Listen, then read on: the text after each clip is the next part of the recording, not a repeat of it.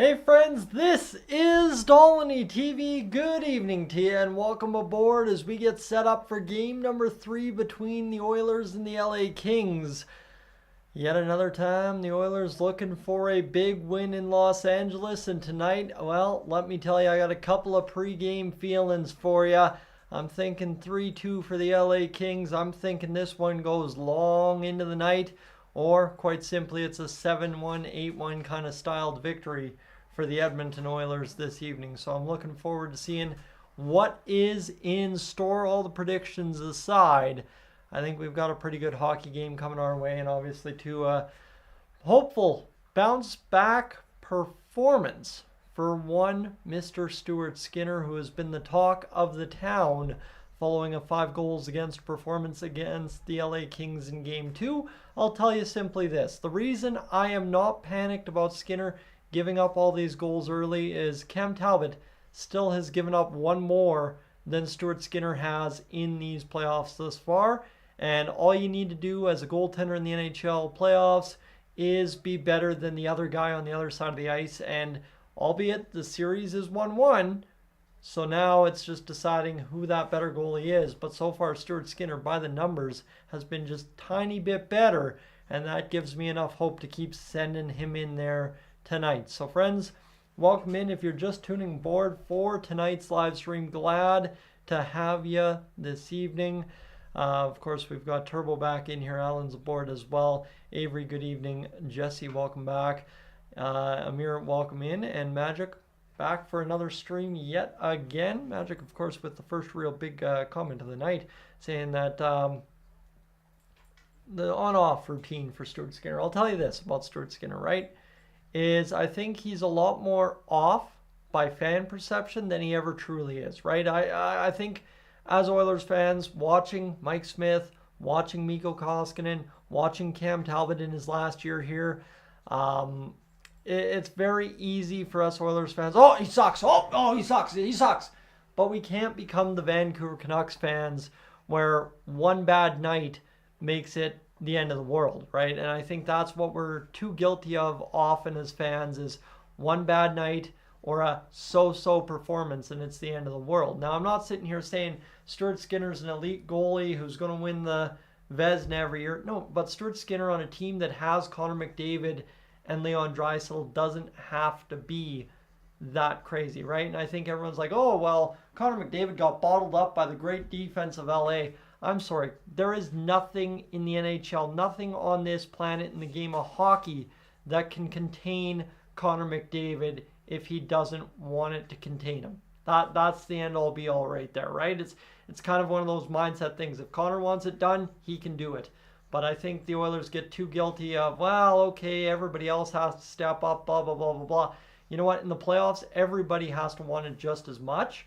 And a lot of that is led by Connor McDavid. If Connor McDavid's going out there and winning the game by himself, trust me, the other guys will follow. The other guys do follow, right? It was a 5-assist performance for Connor in Game 1. He didn't factor into the goal scoring, but the Oilers scored 7 goals, right? That's a lot of stuff going on in a hockey game. So tonight I'm looking forward to seeing Connor McDavid come out, lead the way at Crypto.com Arena, and really just allow the kind of burden to get off Stuart Skinner, right? I mean, Stuart Skinner does not have to be elite to win the Cup as an Edmonton Oilers goaltender.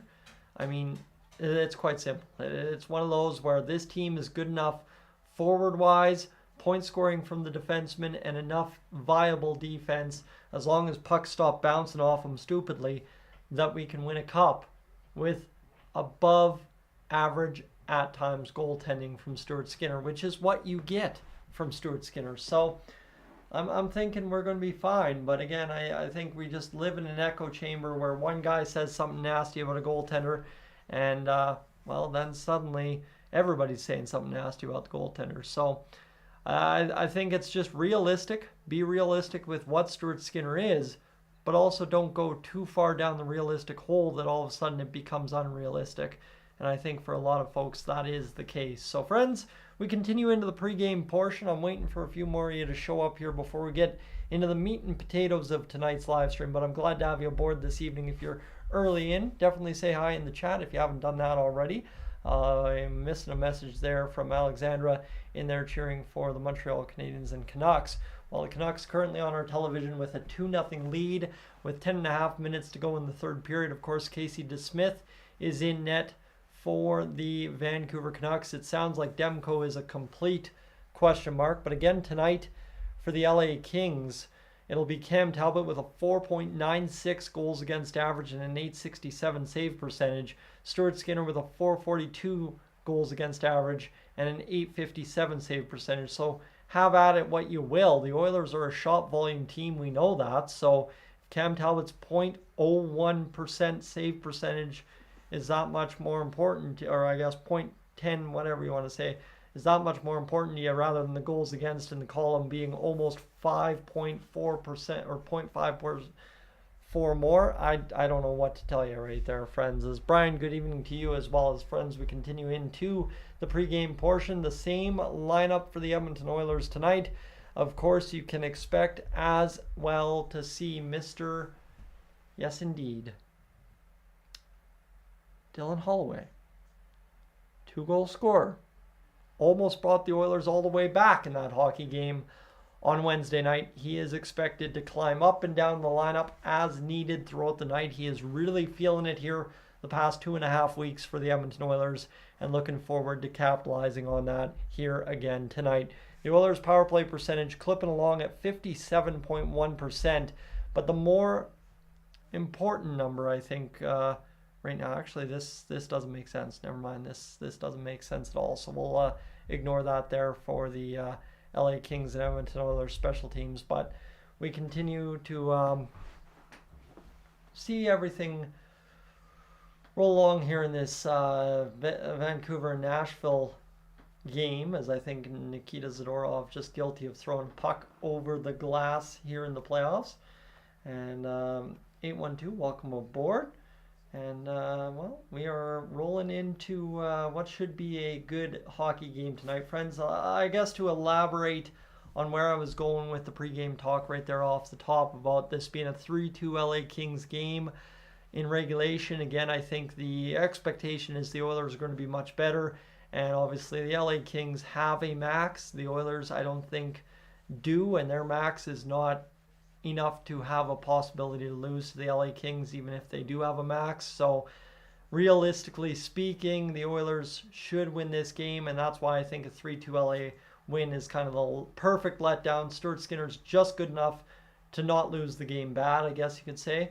And then for, the Nashville Predators just threw it up over top of the net, but for that, the same rate too, when I say this is an 8-1, 7-1 victory for the Oilers tonight, possibly, again, that just explains itself. But the late into the night kind of situation, I've got company coming down from Cold Lake tonight, and of course they're on the road right now and waiting for them to get here. They'll be here around first intermission time this evening, so that's why I figure we'll be going late into the night as the Oilers have the bonus line on the Play Alberta app tonight as the game going overtime. The last time they had that was the Arizona Coyotes game back at the end of the year where they lost 3-2 in overtime or whatever it was. So if I'm a non-betting man tonight, I guess you could say, I am taking just a couple of weird signs here in my life saying overtime, overtime, overtime. So we'll see if that indeed ends up being the case tonight. So, and I'll welcome aboard as well as we'll see what the Edmonton Oilers can do for us this evening. But first off, we have to solve off the Nashville Predators and the Vancouver Canucks. The Canucks looking, hopefully, to find a way to be able to battle the Edmonton Oilers in the second round of the NHL playoffs. Give me just a moment. The dog's all confused here with the door open, so let me go close that off. I'll get him done and dusted here. There we go. That should take care of him, and we should be ready to take care of ourselves here as we go along the rest of the way this evening, friends.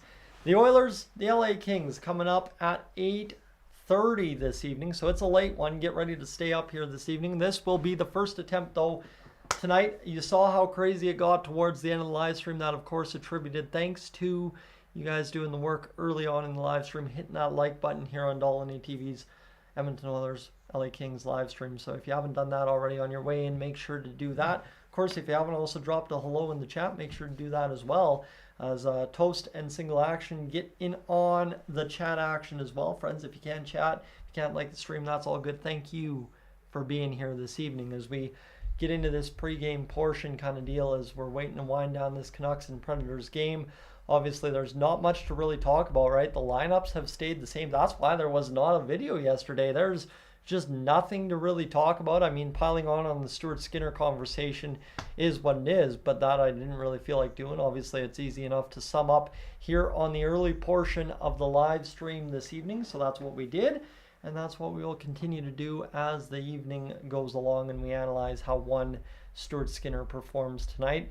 Of course, too, the NFL draft is underway for round 2 this evening, so that is right there, and we'll see what happens here. Is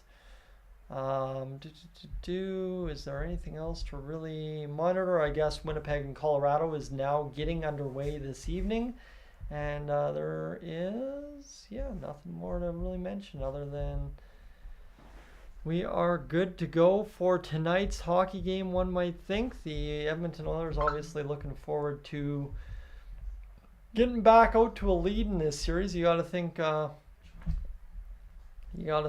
is going to be the case this evening, as the Oilers definitely, the LA Kings bounce back in Game 3. The Edmonton Oilers definitely looking to bounce back this series here, right? The Oilers won the first one in Edmonton. Kings won the second one, so the Oilers looking to win the first one in LA and hopefully not allow the Kings to win the second one in LA on the back half of the home and home 2-game stands. So here we go, friends. To the chat, Single Action asking just thoughts on Jarome Iginla. I'm going to tell you, that's a true Canadian hockey player right there, right? I mean, as much as maybe I grew up hating the Calgary Flames, no matter what you did growing up, as Jarome Iginla played his career, you could not hate Iggy, right? He's a beaut. So that's really all that comes down to. As Alan, thank you for the efforts tonight. And Northern Farm Girl joins the chat here tonight as we get things rolling this evening. Obviously, everybody joining along here tonight, getting things set up for tonight's pregame edition. Obviously, we are rolling towards what should be a good hockey game, even though it starts late on a Friday night. What else do you got to do? It's rainy, it's miserable out here in southern Alberta, so we got plenty of things to do here tonight as this hockey game gets underway at 8:30. So Peter, good evening as well. Glad to have you aboard from Germany this evening. And King cheering that the Oilers have this as well. You like to see that. So we are on for a good one tonight, I'm thinking. And JJ Skinner needs to be sharp in the first 5 minutes. Well, I'm going to tell you, the Oilers need to be sharp in the first 5 minutes. That was kind of the letdown. That first shift, having the Draisaitl line out there, was kind of embarrassing to start the hockey game. Didn't really allow the Oilers to full well get underway in Game 2. And the effort was kind of slow overall. So I think you'd expect for the Edmonton Oilers tonight, the effort pushing the team back the other way is going to be a little bit of an indication of how Stuart Skinner will do in that first 5 minutes. As Peter, welcome in this evening as we are going to see what happens here this evening for the Edmonton Oilers and obviously the LA Kings. So we will see what we can do while we continue to roll along here tonight, friends, into the pregame portion. Like I'm saying, there's really, if you're just joining in, unfortunately, there's really not much to mention about the pregame portion. That's kind of, you're going to hear me, if you stick around, repeat that a couple of times over, is for the Edmonton Oilers and the LA Kings, they have yet to change up the lines in this series. I don't know, maybe the LA Kings to some degree have, but it is not much of a needle mover at all to start this series here tonight. So Game 3, we'll see what happens for the Oilers and the LA Kings, right? We just patiently awaited, let everybody get in here nice and early, and then we get to the Face off at probably I want to say 8:38 or else 8:42, somewhere in there. I expect to see the face off this evening, and then that'll allow us to get going. But the Canucks and Predators winding down their hockey game. They got 5.5 minutes to go here in this third period. And there's really not much to mention at all about this hockey game as of yet, right? They're just kind of taking their time here to wind down the clock. Casey DeSmith has been pretty stellar on 23 shots. You got to think UC Saros, the elite UC Saros, has allowed 2 goals on 11 shots in this hockey game, where Nashville has 2 times the shots the Vancouver Canucks do and are losing 2-0. So you're getting goalied by a backup goaltender, or that's what it appears to be on paper. Maybe you're just getting an absolute terrible performance by your starting goaltender. You ever think of that? Right? That's how the Edmonton Oilers fans think about Stuart Skinner. So why can't we think that of UC Saros? But heaven forbid anybody except our guy sucks. That's I'll tell you right there. As Chad, should Holloway be promoted to the second line? I'll tell you what's going to happen with Holloway here throughout the first round, at least, as the Oilers try to get him up to full speed, is he will just continue to ride hot, right? He's a guy who's got the momentum going in his favor. And the Oilers, as they weren't shy in Game 2, they will give him shifts in prime opportunities. You'll see Dylan Holloway take some shifts with Connor McDavid tonight. You'll see him on the second line with Leon Draisaitl. You'll see him play fourth line minutes. He will be all the way over the lineup sheet tonight as the game rolls on. I can promise you that for the Edmonton Oilers against the LA Kings tonight. So, Toast, where do I think Crosby will rank among all NHL players when he retires? Well, if you're talking points-wise, there's a pretty good possibility he's third all-time. If you're talking in terms of just greatness, legendariness, he's a Mount Rushmore kind of player for the best, well, from 92 at least, if not kind of up there with Gretzky and Lemieux in terms of what he's achieved as an NHL hockey player and kind of the longevity too, right? Like Sidney Crosby's going on for a long ride here for the NHL career. What is it? Year number 19 or 20 of Crosby, and he could still play another 5 or 6.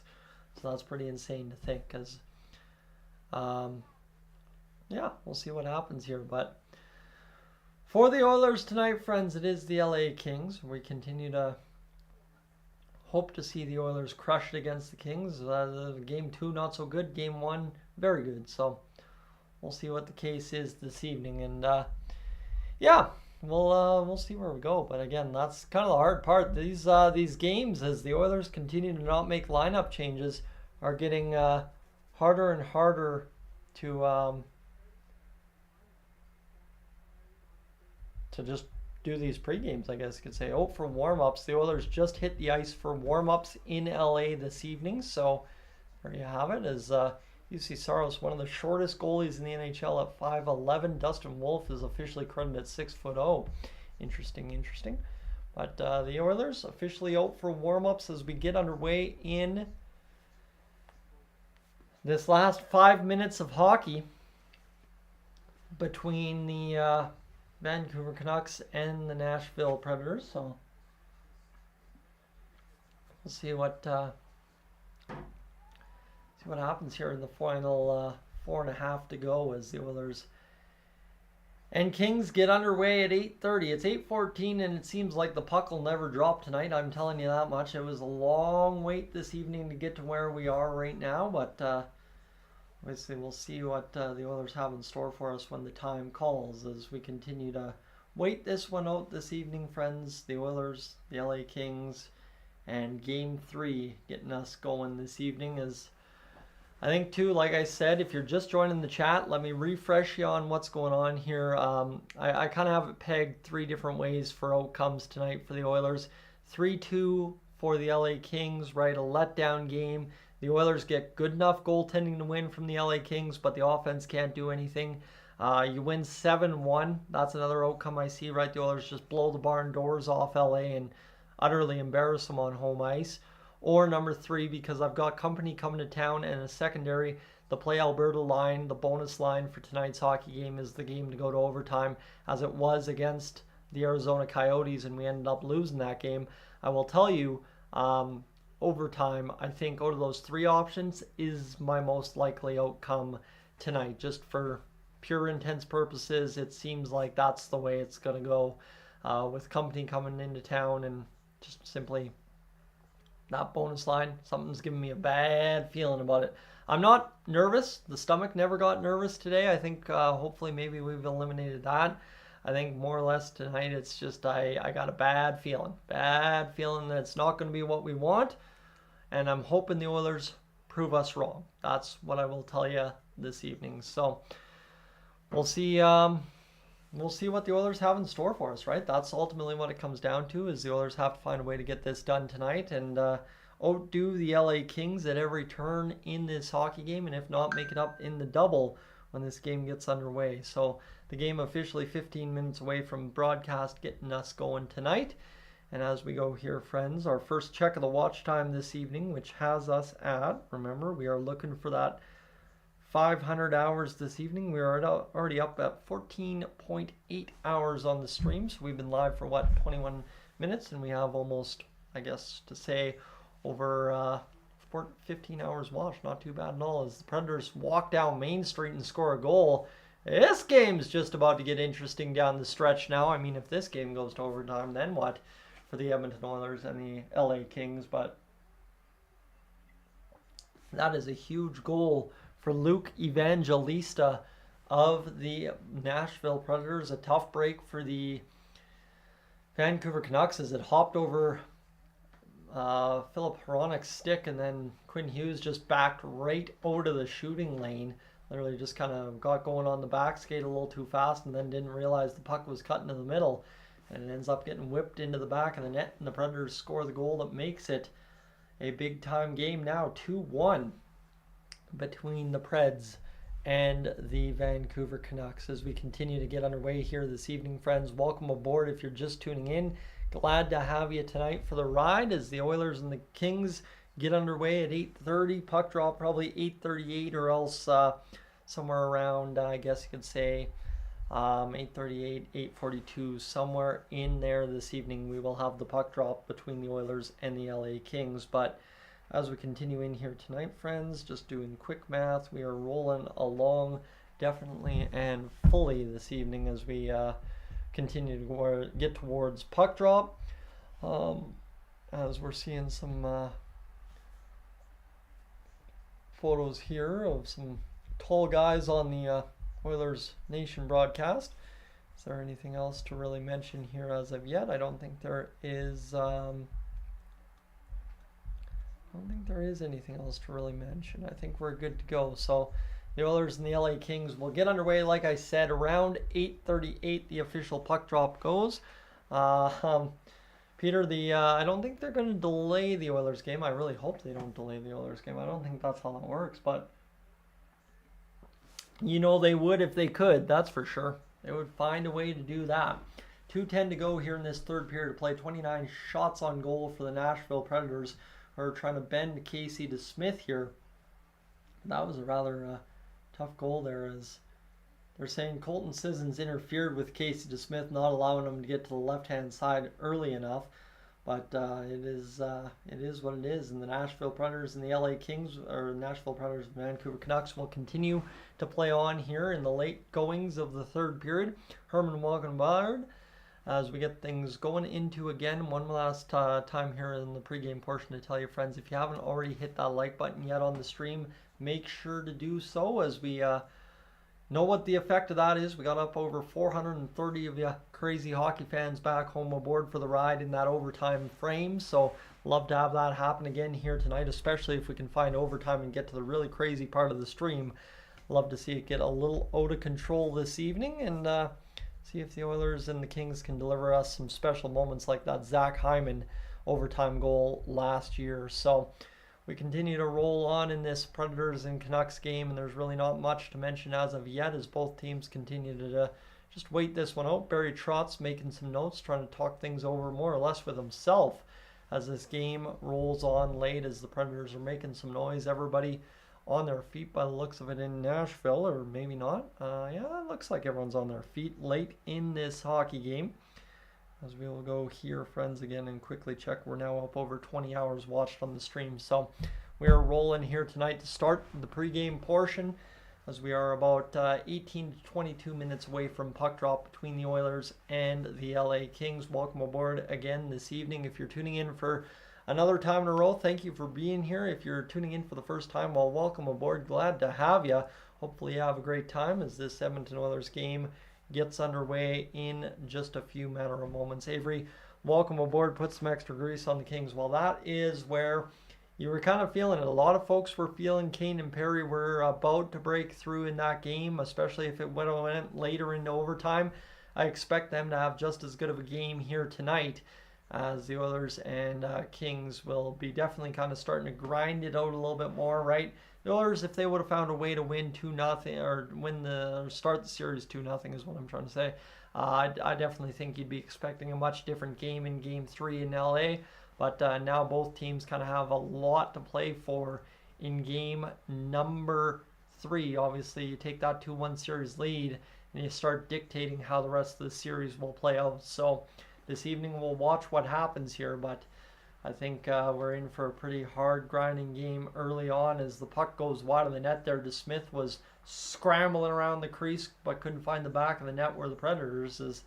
They've got $1:25 to go in this third period of play, trying to get things rolling, but they're being kept to the outside by the Vancouver Canucks defense. This game, obviously, a turn on a dime if the Predators score. If not, it's a 2-1 series lead for the Vancouver Canucks, as that shot's blocked in front, and that's the other side too. The Oilers have to get in front of some more shots tonight and really start blocking the LA Kings out from the middle of the ice. That shot that went in from the far side boards on Stuart Skinner in Game 2, that's a puck that can't get through, right? I don't care if Stuart Skinner didn't save it. That's a puck you got to stop before it gets to Stuart Skinner. So I'm looking forward to hopefully seeing the Oilers do that here tonight. So we'll see. We'll see where we go tonight and see. I was actually talking about that point on Stuart Skinner here earlier tonight. Is it's not that Stuart Skinner has to be a Jonathan Quick to win the Stanley Cup for the Edmonton Oilers. What the Oilers have that no other team in the NHL has is a Leon Draisaitl and a Connor McDavid. Again, if those guys go out there night in, night out, lead the battle, lead the charge up the ice the other way, the Oilers should never need Stuart Skinner to win a 1-0 hockey game. I know, well, it's the playoffs and it's gold. I don't care. That's complete BS when it comes to having Connor McDavid and Leon Draisaitl on your team. So that's all I will say on the Stuart Skinner thing. Is I'm not expecting him to win us games with a 48 save shutout in Game 3. That's not the case. So that's where I think a lot of fans have unrealistic expectations and unrealistic beliefs about Stuart Skinner, right? You just have to be realistic with it, and you can see a clear path for the Oilers. But again, everybody is just so concerned that there's only one thing that wins you hockey in the playoffs, and it's like, no, the Oilers have to not buy into that. They are a good enough team to win it on some other merits. I strongly and fully believe that, friends. As we get going in the pregame portion here, I get ranting about the goaltending again, as the Predators are seeing time wind down. Without seeing a comment from Peter, I fully take it that the Edmonton Oilers will see their game start on this broadcast that I'm watching anyway, on time, as the Predators shoot the puck wide down the length of the ice, and the Edmonton Oilers will get things going with a 2-1 Vancouver Canucks final over top of Nashville this evening, friends. Pre-game portion obviously rolling along. 121 of you aboard right now. If you haven't left a like on the stream, let's do that nice and early. Let's get the chaos started early in this third period here tonight, as only the Dolynny TV live stream seems to do, as we continue to roll into game time here. 8:24 on the clock. Feels like I've been live forever, but it also feels like I've been live for no time at all. Friends, we are already live for 29, almost 30 minutes here this evening, and the Oilers dropped the puck in just under 15 or 20 minutes here tonight against the LA Kings. So looking forward to having puck drop along with you. So we'll see where we get going, as this one will be a fun hockey game tonight. And that's the other side too. I was talking to one of my contractors at work today, And he was just kind of like, man, these late starts are killer. They're stupid. They're dumb. And I'm like, yes, I agree with you, right? I agree with you. But to Hernan's point here, and those of us that get to watch the games as just a pure, truly do it thing, right? Is my experience a little different than maybe yours back home, right? You've got the pop, you got the chips, you got the beer, you got the feed up, all that. Honestly, if I was, and I've watched playoff hockey at the bar in 22, right? That's where I watched it in 17 at BP's. I watched it in 22 multiple times over at Bogies, watching at the campsite as the sun goes down in May for the Flames and Oilers in 22.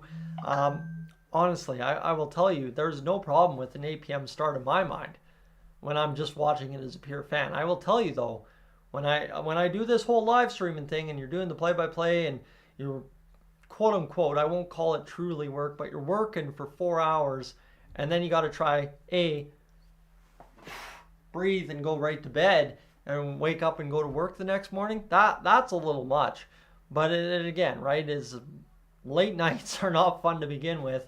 And I will tell you, I'd be suffering no matter what, even if I was just watching with a bag of chips and the pop on the couch. So tonight, I will say cheers to those of you back home that are hoping for an early finish tonight. And that is why I'm hoping for that 7-1 outcome for the Edmonton Oilers this evening. Friends, we're rolling into what will be the pregame portion here as soon as commercial breaks end on Sportsnet. Tim, good evening to you, and obviously good evening to everybody else just joining in. We've just clipped 151 of you aboard for tonight's live stream, so glad to have you aboard. For some reason, the interest picking up here as the broadcasts continue along for this playoff series. We're looking to outdo 9,700 views on the old live stream tonight, so we'll see if that is the case here tonight.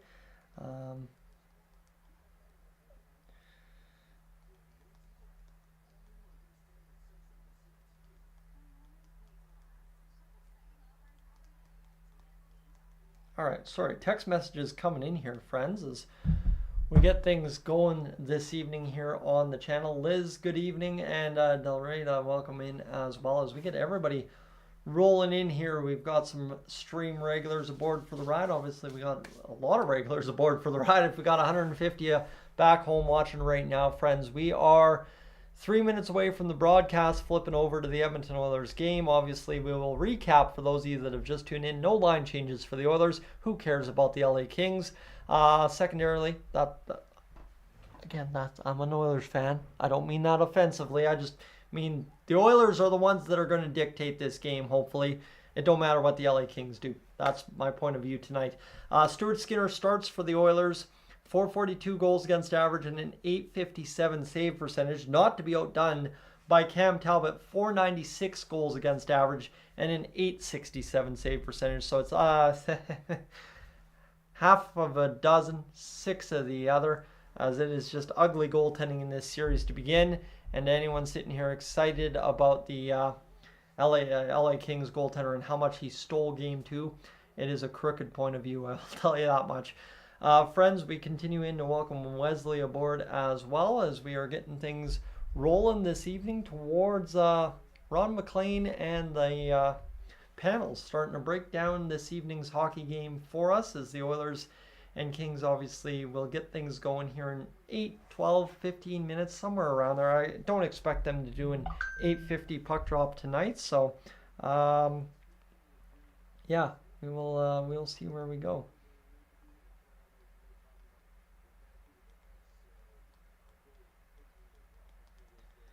All right, text messages, making plans for tomorrow. We like it. Chris, welcome in. Howdy to you as well as we get things towards this pregame portion almost wrapped up, friends. We're almost done. I promise you. We don't really have much to talk about in the pregame portion tonight.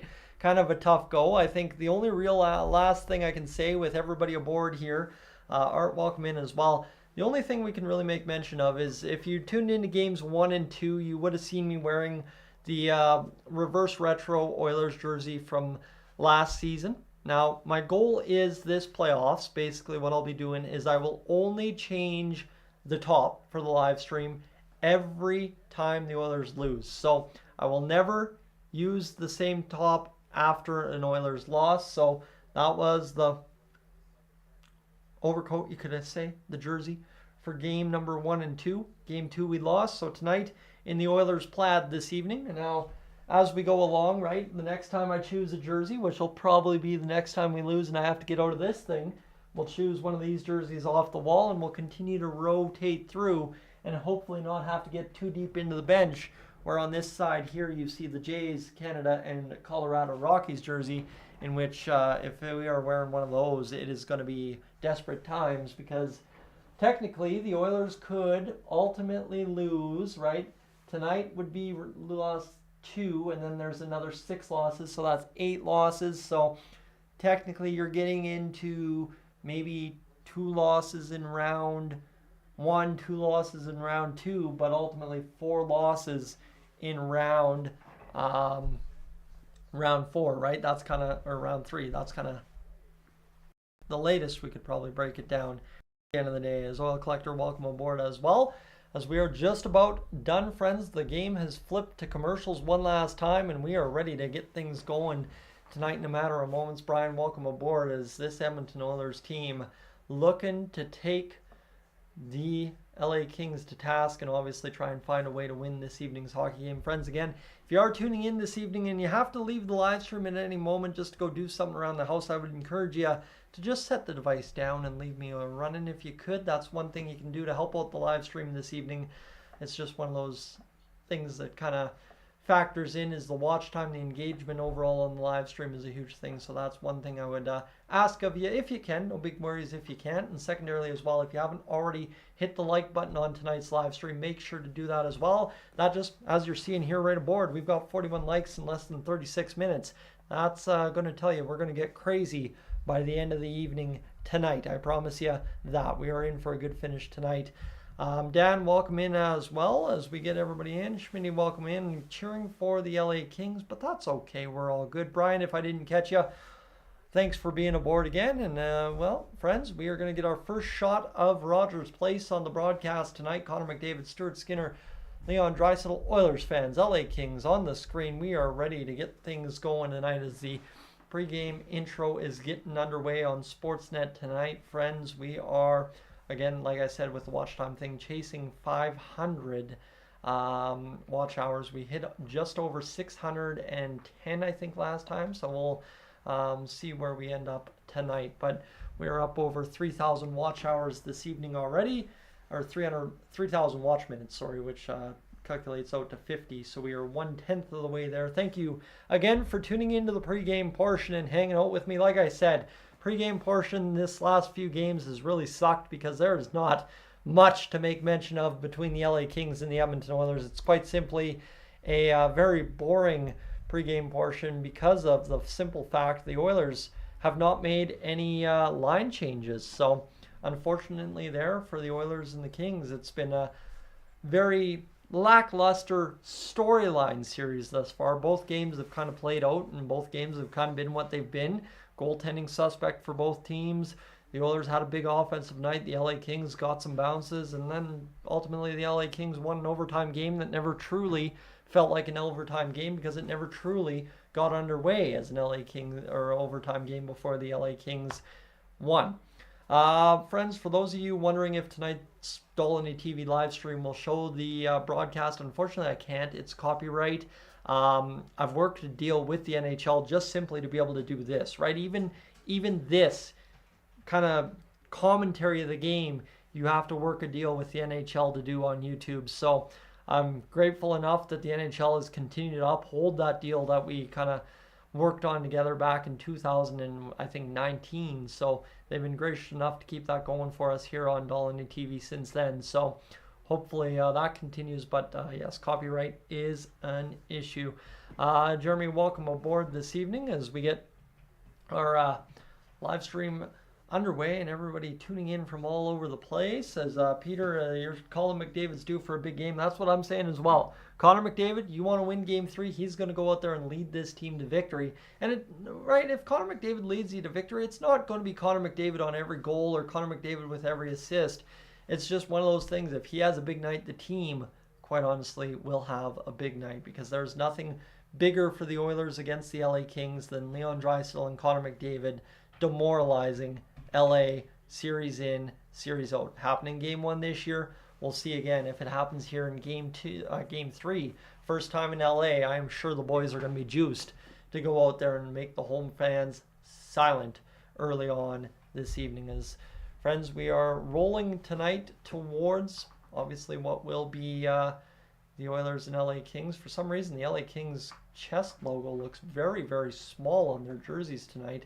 I'm not sure if that's a regular thing on the LA Kings jerseys or what, but that seems off for some reason. As friends, we are continuing to welcome folks aboard the live stream tonight. For those of you tuning in just right now, thank you for being here. Percy and Verdon in the chat, thank you again for being aboard.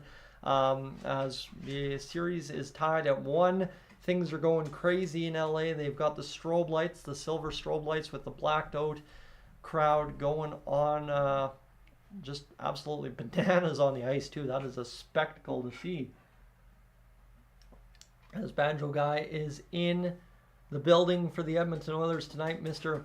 Gene Principe on the commentary as he welcomes us in. And this is the best part about having all these Canadian teams in the playoffs this year. We get Gene, right? We get our guy. And Gene gets a chance to do some playoff commentary for us, which is absolutely fantastic. Peter Puckdrop is scheduled for 8:40, officially is what Peter's telling us. So that's fantastic to see. So looking forward to having you aboard for that, everybody is. We'll get to the play-by-play portion here in a matter of moments. That is the other thing. If you're tuning in and it's like, oh man, I can't watch the game here, why would I stick around? Well, what we do here is kind of a radio play-by-play situation, except for you can see me light up, get bored, get tired, whatever you want to say. And it's just, it's a subpar performance of watching Jack Michaels in the broadcast booth, right? Jack Michaels doing the radio play-by-play during the playoffs on 630 Ched. Well, here's old Dolynny TV on YouTube doing it for you as well, if that's all you choose. And of course, you can kind of interact as well with fellow fans and interact with me as the live stream goes along if you have access to the chat, if you have a YouTube account. So glad to have you aboard, friends. 211 of you aboard as we are about to get O Canada underway at Crypto.com Arena this evening. So we'll see what happens for the Oilers and Kings in a matter of moments. The anthem's about to get underway. Antonio, welcome aboard out here. Welcome in as well. And yeah, we're about set to get things going, right? I think Kill, welcome aboard as well, as from a New York Rangers fan cheering for the Edmonton Oilers. And we are about set to get things going tonight, friends, as Hannah Davies sings our national anthem, O Canada, as this Oilers game is moments away from getting underway tonight. Leon Draisaitl, Ryan Nugent-Hopkins on the bench there, Ryan McLeod on the bench as well, so you like to see that there for the Edmonton Oilers as we're about to get things underway between the Oilers and the LA Kings tonight. As yeah, we will see what the Oilers can do for us. Obviously, it is a big, tall task for the Oilers to kind of show up early in the hockey game. They're not exactly known for that, right? I think there's a lot of games this season and in the past few playoffs where the Oilers haven't had a good first 5 minutes, and I think that was where we had the comment earlier on, I think from you, JJ, saying simply it is incumbent on Stuart Skinner to have a first 5 minutes that are very good. It is incumbent on the Edmonton Oilers tonight, friends, to have a very good first 5 minutes all told, right? I think top to bottom, you probably want to score a goal, you probably want to make a couple of huge blocks, and you probably want to rock somebody with a maybe game-ending hit if all goes according to plan. So this Edmonton Oilers team about set to get things going as the Star Spangled Banner will bring us home for the pregame portion. We are about set for this one as Dina Jane will sing the anthem for us. Matt, welcome aboard as well. Kevin, welcome in as well. As Kevin, unfortunately, we try to keep the language everybody friendly here, but I do appreciate the sentiment. That's the thing. A lot of time when there is swearing in the chat, unless it's swearing at one another, a lot of time if they're swearing about how good the Oilers are going to do, I appreciate the sentiment 100%.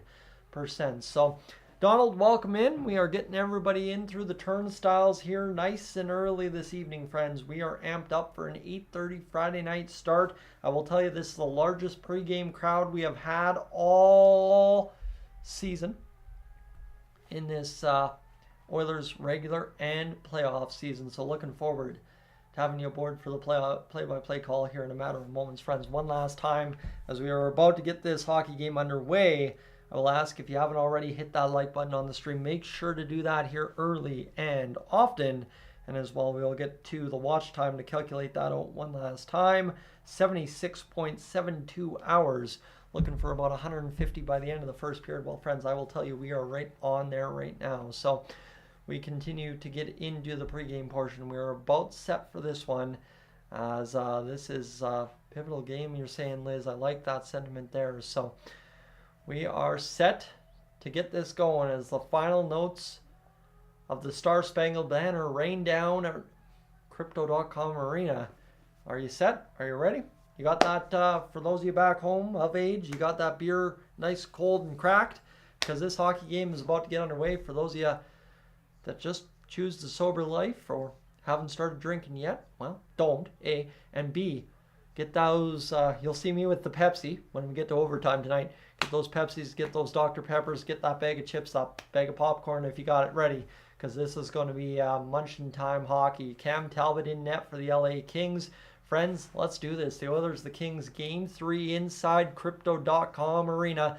Andrei Kopitar will start on the bench for the LA Kings after scoring the overtime winner for the Kings in game number 2. Of course, continues to kill the Oilers, and we'll see what happens, Kevin. Not as well as we'll take that during commercial break. Mr. Connor McDavid on the face-off dot. This was a pregame note from Bob Stauffer and the Oilers Now staff saying, expect Connor to start on the ice to start the game. Connor wins the face-off back to Matthias Ekholm. He'll rim it in near side. The puck comes inside the LA Kings zone. A big hit against Anderson by Zach Hyman will usher us into this game. Connor McDavid with a knockdown against Arvidsson, who shadowed him in game number 2 quite heavily. A big presence in the Oilers game in game 2 as this puck's now back inside the Oilers zone. Matthias Ekholm in the far side corner gets run over there by Philip Deneau, who took a hard hit in game number 2 as well from Zach Hyman. This puck passed up along the boards on the regather by the Oilers right through the middle near side boards. Now Evan Bouchard inside the right wing of the LA Kings zone. Good start here for the game for the Oilers. On the ice now, Cody Ceci over as Bouchard rips the shot through traffic. The save, Cam Talbot. Dylan Holloway officially starts the game on line number 4 for the Edmonton Oilers. He will creep up throughout, but the Oilers get a shot through traffic from Bouchard on net with Zach Hyman in front looking for the tip. But Cam Talbot's glove able to get it there for sure. So 19:15 to go here in the first period of play. The Oilers get the first shot of the game. Far side face-off. Draisaitl, Kane, Nugent Hopkins on the ice as a line here to begin tonight's hockey game.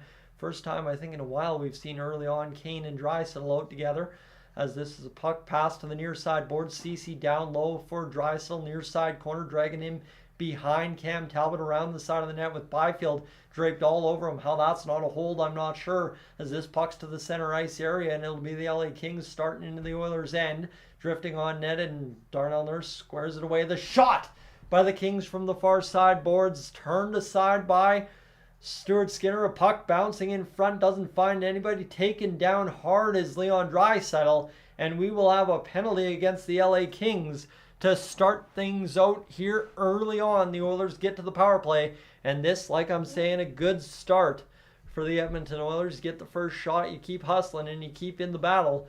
And not a puck that bounced nastily in front, took a tip off Kopitar's stick, went right between Darnell Nurse's legs, thankfully that time, and then it's Leon Draisaitl hauled down hard on the holding call by Adrian Kempe, and the Oilers are up and underway here tonight with a 2-minute power play. 1-1 the shots on goal, 18:45 to go in this first period of play. Friends, we'll see what the Oilers power play has in store for us tonight, as we'll have the face-off inside the LA Kings zone. Draisaitl draws in. The Oilers are 4 for 7 on the power play to begin this playoff series for 2024 against the LA Kings. We'll see if the Oilers can find a way to keep answering that going here tonight, with Connor McDavid now getting ushered into the face-off against Trevor Lewis. The face-off won for Evan Bouchard back at the point. Bouchard steps into it, up off the post, it looks like there, as McDavid ushers it to the far side corner. Now Nuge back down low to McDavid. McDavid looking near side for Draisaitl. Didn't have it, back to the point for Bouchard. High point, here it is. Shot over to the far side. Down low it comes. The shot on net by Hyman. He takes a cross check. Puck comes free for Draisaitl in behind. Draisaitl near side corner, right wing inside the LA Kings zone. Back to the high point, as this will now be downloaded from Draisaitl off the side of the net. 18:09 to go, first period, as both teams now kind of settling in here on this zone possession for the Oilers. Draisaitl down low near side for Nugent Hopkins off the side of the net. Again, a shot back controlled by the Oilers to Bouchard at the point. McDavid wheeling and dealing down low, running right in behind the net, looking for that pass to the far side. It's cut off by the Kings. And out to center ice as Evan Bouchard will pick it up and start the attack back the other way. Drifted off the stick of Draisaitl. Down low, Doughty's got it. In behind the net. Puck played out by the Kings. 17:36. In behind the net now for the Oilers on the zone clear for the Kings. 45 seconds remain in the power play, as this one comes back down into the Edmonton Oilers zone across the line. Here's now McDavid, now on side. Here's Draisaitl. Draisaitl down low to McDavid. McDavid keeping it going here as he will cut through the middle of the ice, and Trevor Moore will start up the other way as he's taken off the puck there. Down low inside the Oilers zone it comes. And this power play started off. Hawk got a couple good looks but couldn't hit the net on time. 3-1 the shots on goal for the Edmonton Oilers. Darnell Nurse leads the attack the other way. Across the line, it's Adam Henrique now for Matthias Ekholm. Down in the near side corner, played down low for Corey Perry. Back to the point. Darnell Nurse drifts a shot in front. Perry jumped on it. Puck bounces in front for Henrique. Couldn't get a handle on it. Back the other way it comes. And this one will get going. And 16:34 to go. Back to 5-on-5. The shot blocked in front. 16.5 remains in this first period. Darnell Nurse with the puck, looking to get things rolling across the blue line of the Edmonton Oilers, as this will come near side now for Matthias Ekholm. Now the Oilers cross into the Kings territory. It's Dylan Holloway for the first time in the game in behind the LA Kings net to the far side. Desharnais bounces it off the boards for Foegele. Puck comes free for the Kings. They'll flip out to center ice. Ekholm cuts it off there. The Kings, though, steal it immediately. Here's Byfield trying to get past the Oilers defense. Can't do it. Turnover in the neutral zone. Dubois across the Oilers line. A call upcoming possibly against the Oilers. Shot towards the net. Drifts in off the stick of Byfield. Save made by Skinner. Holden still in the crease. And that will be that to start tonight's hockey game, as we are just about 4 minutes in. And the Edmonton Oilers yet to surrender that first goal and have gotten a couple good chances. It was Leon Draisaitl hitting the post, actually. As Smurfy, welcome aboard. As this will be hooking call against Matthias Ekholm. As we said, right, there was a penalty upcoming to, the Edmonton Oilers and the LA Kings will get the first power play of the game for them. They're 0 for 5 on the power play in the playoffs. I thought they had scored a power play goal. That's my bad. As Drew Doughty, off the face-off win, has the puck at the blue line, far side. The shot pumped in. Stuart Skinner, glove hand save. Now 18 seconds into the 15-minute mark, as we've got 8 seconds gone in the power play. Friends, we are rolling here tonight as the Oilers have settled in and don't look like they're really going to give up much. As that puck through traffic, Stuart Skinner had the glove down the full way, and this will go as the face-off now. Waved out as Kopitar. Arvidsson will get things going against Henrique. The puck won back by the Oilers. Kulak puts it down low for Desharnais. Over to Ryan Nugent-Hopkins. Turned over to Arvidsson. The Kings get the attack going. Fiala pushing towards the net. He'll go down low, and the Kings will set up the attack from in behind the net, as this is now Fiala pacing it off the near side boards. Down low again for Kopitar as they play pitch and catch. Now it comes to Doughty.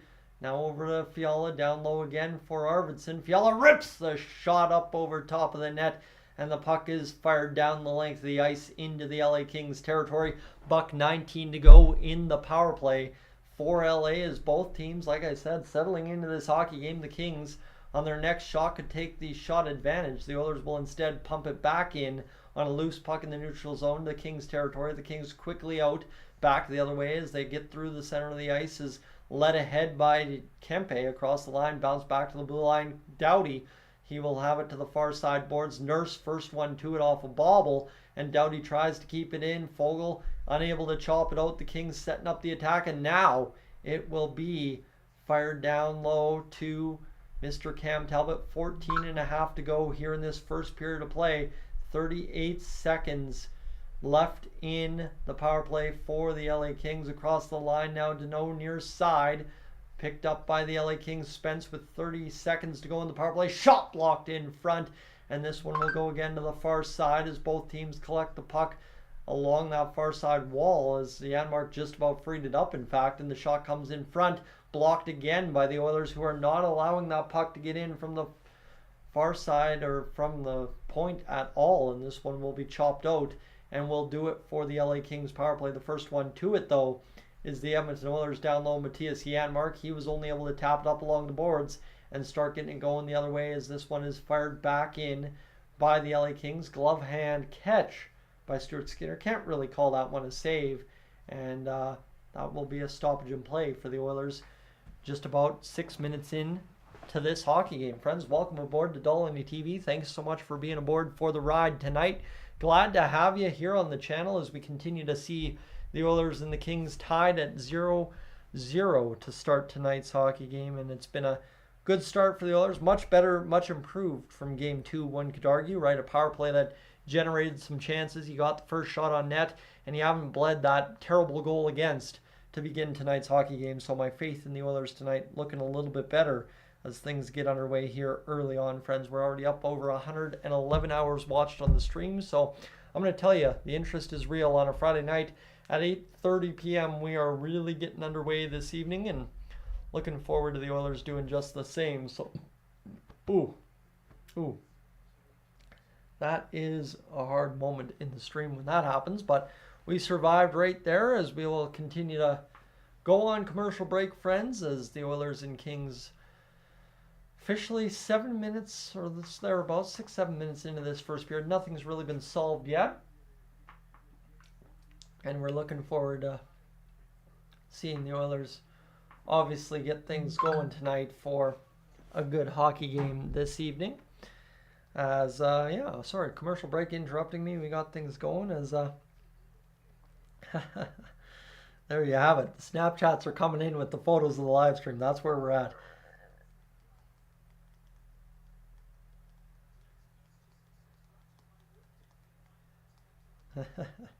All right, sorry for the quietness on the stream. I just gotta laugh sometimes when the Snapchats come in. As the Kings and Oilers underway, as Mr. Connor McDavid has to find the back of the net here tonight, one might figure, and obviously, like I'm saying, he is going to lead the way to go here tonight. So the Oilers and the Kings trying to get things started tonight. Right now we're back to 5-on-5. We've had 2 power plays that have been unsuccessful, so out of the first 6.5 minutes we've played 4 of it at 5-on-4. So tough kind of situation right there, as this will be a face-off that the Oilers eventually ended up with. The puck will be fired into the Kings zone. Cam Talbot will come down with the puck with 13:25 to go in this first period of play. The Oilers officially get the 4th shot of the period with 13:25 to go in this first period. Not much has been solved as of yet, as we will have the face-off inside the Edmonton Oilers zone. Linda, remind me to explain that to you in the back end in a moment here. Is this the face-off?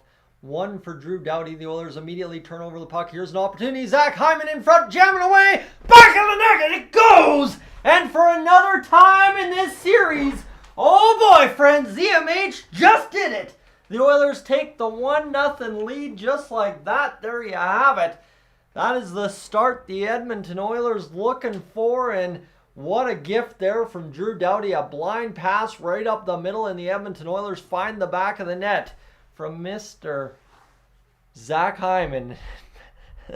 Again, there I go, appreciating the sentiment as I have to delete a comment, but I like it as Mr. Zach Hyman is having himself a legendary series, chipping away in the blue paint, finding the back of the net on that one, and the Edmonton Oilers jump out now to obviously a 1-0 lead. Just like that, you love it. And now it is, again, here's the other side. Here's the other side. The Oilers have to find a way to get this hockey game to 2-0 almost immediately. You got to figure that's going to be the key for the Oilers tonight as this hockey game continues to roll on tonight. 13:05 to go in the first period. The Oilers just jumping out to a 1-0 lead. They've got 6 shots to begin action tonight. The face-off ultimately ending up inside the Oilers zone now. A fifth of the playoffs for Zach Hyman as the puck's freed up. Ekholm gets the assist on the pick-off from Drew Doughty. The Oilers pushing it down deep into the LA Kings zone. Gavrikov in behind the Kings net will go to the far side. Near side pass picked up by Lafreniere. Across the line, turned back by the Oilers defense, but he continued to push forward and got it to Fiala inside the Oilers zone. Fiala flips a shot on net, but Stuart Skinner backhands it and gloves it with 12:29 to go in the first period. There's a good stop there for Mr. Stuart Skinner, who's been standing tall right now. So we continue to see the Oilers obviously looking to expand this lead, but obviously maintain it at the same rate as well. 1 goal, 4 shots in game number 2. Fiala will see Darnell Nurse off the face-off, fired all the way up to Janmark, who's going to be offside, but a smart play there at the line, firing it in by the Oilers, just forcing the Kings to retreat in behind their own net as this one. We'll get things going as 12:08 to go in this first period. Far side pass for the Kings across the line. Down low to Stuart Skinner. Cody Ceci will have the puck along the wall. He'll pick it up and get it going for Carrick. Carrick will lead ahead for Nurse, who's in on the rush, trying to get it over to Holloway, who was again in that kind of prime shooting area that he was earlier on in game 2 that he scored from.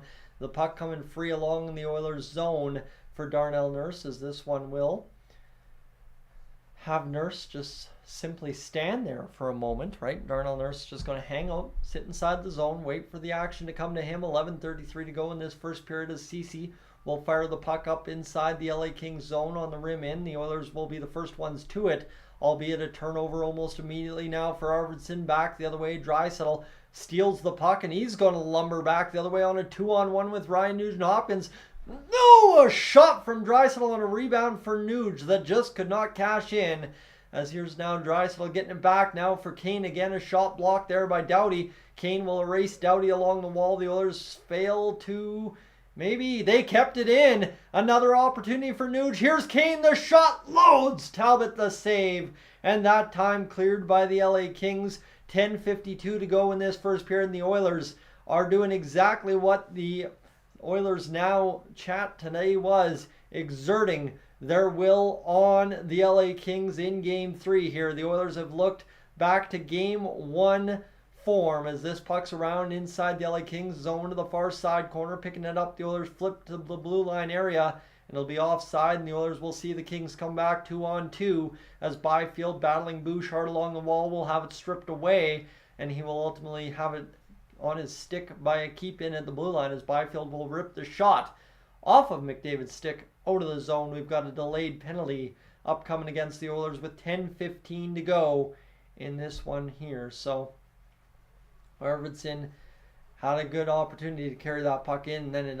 ultimately started a 2-on-1 for the Oilers, which Draisaitl had to beat the ref and then get down low and fire that puck just because of having to get around the ref. He had lost time on the zone to try and get towards the net for the pass for Nugent-Hopkins, but it looks like we've got a penalty here upcoming against Evan Bouchard for hooking, so we will have an LA Kings power play as the Oilers 2 power penalties here that haven't quite gotten us going early on in this hockey game. 10:15 to go in this first period of play. 2-minute power play for the LA Kings as the puck's bounced back to the blue line here for the LA Kings, but they can't keep it in. Ultimately fired down to Cam Talbot. The Kings power play was 0 for 3 in game number 2 despite scoring 5 goals.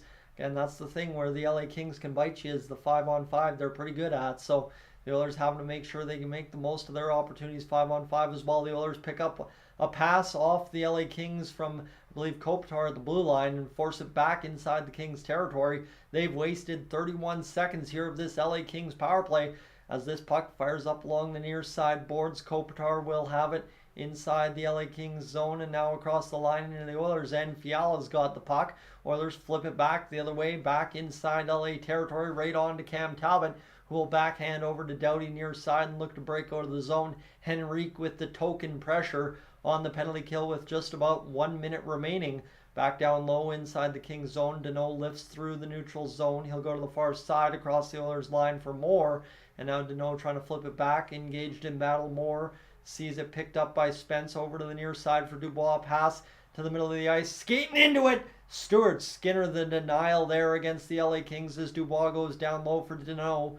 40 seconds to go in the power play here. The Kings only 4 shots in this hockey game thus far as it's back to the blue line. The shot from Spence swallowed up by Mr. Stuart Skinner with 32 seconds to go in the power play for the LA Kings. So there you have it. Rob, I don't think I've officially been able to welcome you into the chat. Thank you for being aboard for the ride. But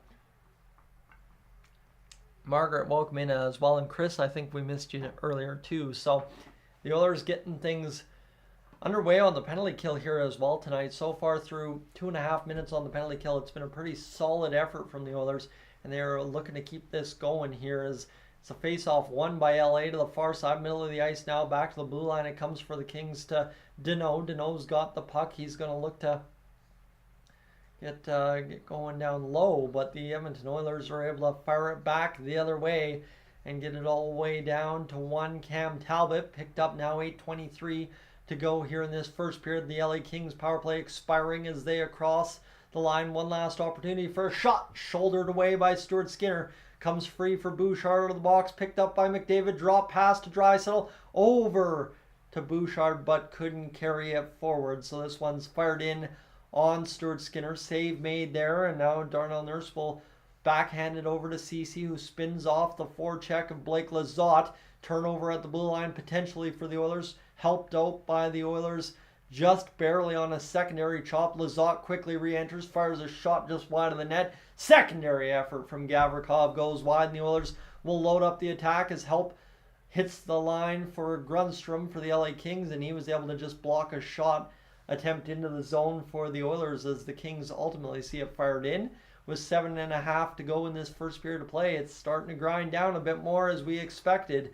As Stuart Skinner out to play this puck, he'll fire along the far side boards. It hit the netting, went out of play, and we'll have a stoppage here with just a few moments to go in this first period of play. Friends, it's Zach Hyman who helps find the back of the net for the Edmonton Oilers early on in tonight's hockey game as we are aboard for a 1-0 lead for the Oilers here tonight. Friends, again, if you hear me throughout the stream mention the watch hours, what that is a combined total of how much you back home have spent watching minutes, seconds, hours of the live stream. We have just crossed the first hour of the live stream, by the way. And basically that's a big tally to tell me how well I'm doing keeping your interest, right? That is me relaying a thank you for being aboard and hanging out with me back your way, as we are now at officially 142 hours watched on the stream. So the goal is about 500. It's double of the regular season, which is what we expect for playoffs. And so far right now it is coming together for us this evening. So thank you for hanging out with us, as Linda. Glad to answer your question there. And we continue to see the Oilers obviously hanging out with us in a big old lead right now, 1-0. So hopefully they can continue that the rest of the way home here as Game 2's live stream continues to pick up steam here. Game 1's got 35 views as well. And I feel bad for everybody trying to find the live streams from yesteryear instead of finding tonight's one here. So We are aboard, friends, just about to cross 3,000 views on the live stream this evening. The goal scoring from Zach Hyman from Matthias Ekholm early on in this one. I will, for right now, just since we're on commercial break, send an ad your way. Try and keep it to one a period tonight if we're going to have a big crowd in here, and we'll keep going this evening the rest of the way. As we are also, for those of you that don't get an ad on the way, I will tell you, if you haven't left a like on the stream yet, we're at 85, closing in on 100. That would be absolutely fantastic. So thank you very much if you do that in advance. As we are watching Zach Hyman, who has scored just about half of the Edmonton Oilers goals this playoff series. It's crazy to think Mr. Zach Hyman having himself a playoff series. 7:21 to go here in the first period of play. 9-6 the shots on goal for the Edmonton Oilers. Face off to the left-hand side of Stuart Skinner after that puck went up and out of play. Face off scrambled up. The LA Kings will see the Oilers come away with it to the near side boards, helped along there by Kulak. Oilers are able to get past the LA Kings defensive pinch at the blue line and get it out into the Kings territory as Los Angeles will play ahead inside the Oilers zone as it taps across the blue line down low. Kopitar's got it, puck to the middle of the ice. Desharnais with a dangerous play in front, just about turned it over, but was able to get it going back the other way as Talbot's out to play the puck. He'll see it rimmed along the boards as this is now picked up by Anderson. Through the middle of the ice, the Kings will go to the far side bench area. Grundstrom taps it along into the Oilers zone where Mr. Stuart Skinner will come out and play the puck, leaving it there for his defenseman with 6:35 to go in this first period of play. 9-6 the shots on goal as the Oilers will come down near side for Bouchard, flipping it into the LA Kings zone up over top as that comes now free for Gavrikov. 6:20 to go in this first period of play, and we're about an hour and a half away from my company showing up. I promise you the live stream goes until the game's over. The company can worry about watching some Netflix and whatever the heck they want to do here tonight, or getting settled, whatever they want to do, as this one will be Hyman back to the point. Shot fired on! The Oilers have Talbot down a note, but it will be a puck cleared out by the LA Kings just in time to escape pressure from the Oilers as they were setting up the zone attack. Hyman gets the hands up high, kind of throws a little bit of a nasty bump there for the LA Kings. We've got the Dodgers and Blue Jays coming up sometime early tomorrow. Might not mind getting a little bit of live stream action in on that maybe tomorrow, friends, as this will be up along into the Oilers zone offside right there. And that is where I will tell you the first time tonight to possibly consider hitting that subscribe button here on Dolynny TV. We're heading to commercial break. I've already sent you a commercial here on the stream, so why not tell you, friends, the goal tonight is 15,350 subscribers entering action right now as we currently talk about it. How about this? 15,321. So if you're thinking, hey, I could come back for this, like Rob's saying, hey, I just found this is fantastic, love to have you aboard for more of these in the future. So definitely consider hitting that subscribe button. You know I'm going to be live the rest of the series, at least for game 3, 4, and 5, right? Right now, 4 and 5 is what's guaranteed in this series. And then whatever goes beyond, we'll talk about if the Oilers win or if they don't. We'll discuss that there. But we continue in here tonight, friends, in a stream that has now seen us have an average watch time of 3 minutes and 2 seconds. So on 3,100 unique views, we have over 3 minutes watched from each individual view. Obviously, a lot of you aboard for a lot longer than that tonight, and thank you for hanging out with me this evening. Really do appreciate you being aboard. I make a lot of chat, right? Talk about the chat. For those of you that can't chat, just watching back home to try and get the update on the game, thank you for accidentally or purposely ending up here and being a part of what is going to be a magical live stream the rest of the way home for the Edmonton Oilers tonight. This is the biggest stream of the series so far. Obviously, the series is tied at 1 apiece. The Oilers went to overtime against the Kings in Game 2, and now we're starting to pick up steam into what is the complicated part of the series, where every goal, every save, every moment matters, and the interest draws that much more. As Connor McDavid looking good in that old Oilers uniform back there with Bob Cole in the photo remembering him right now. So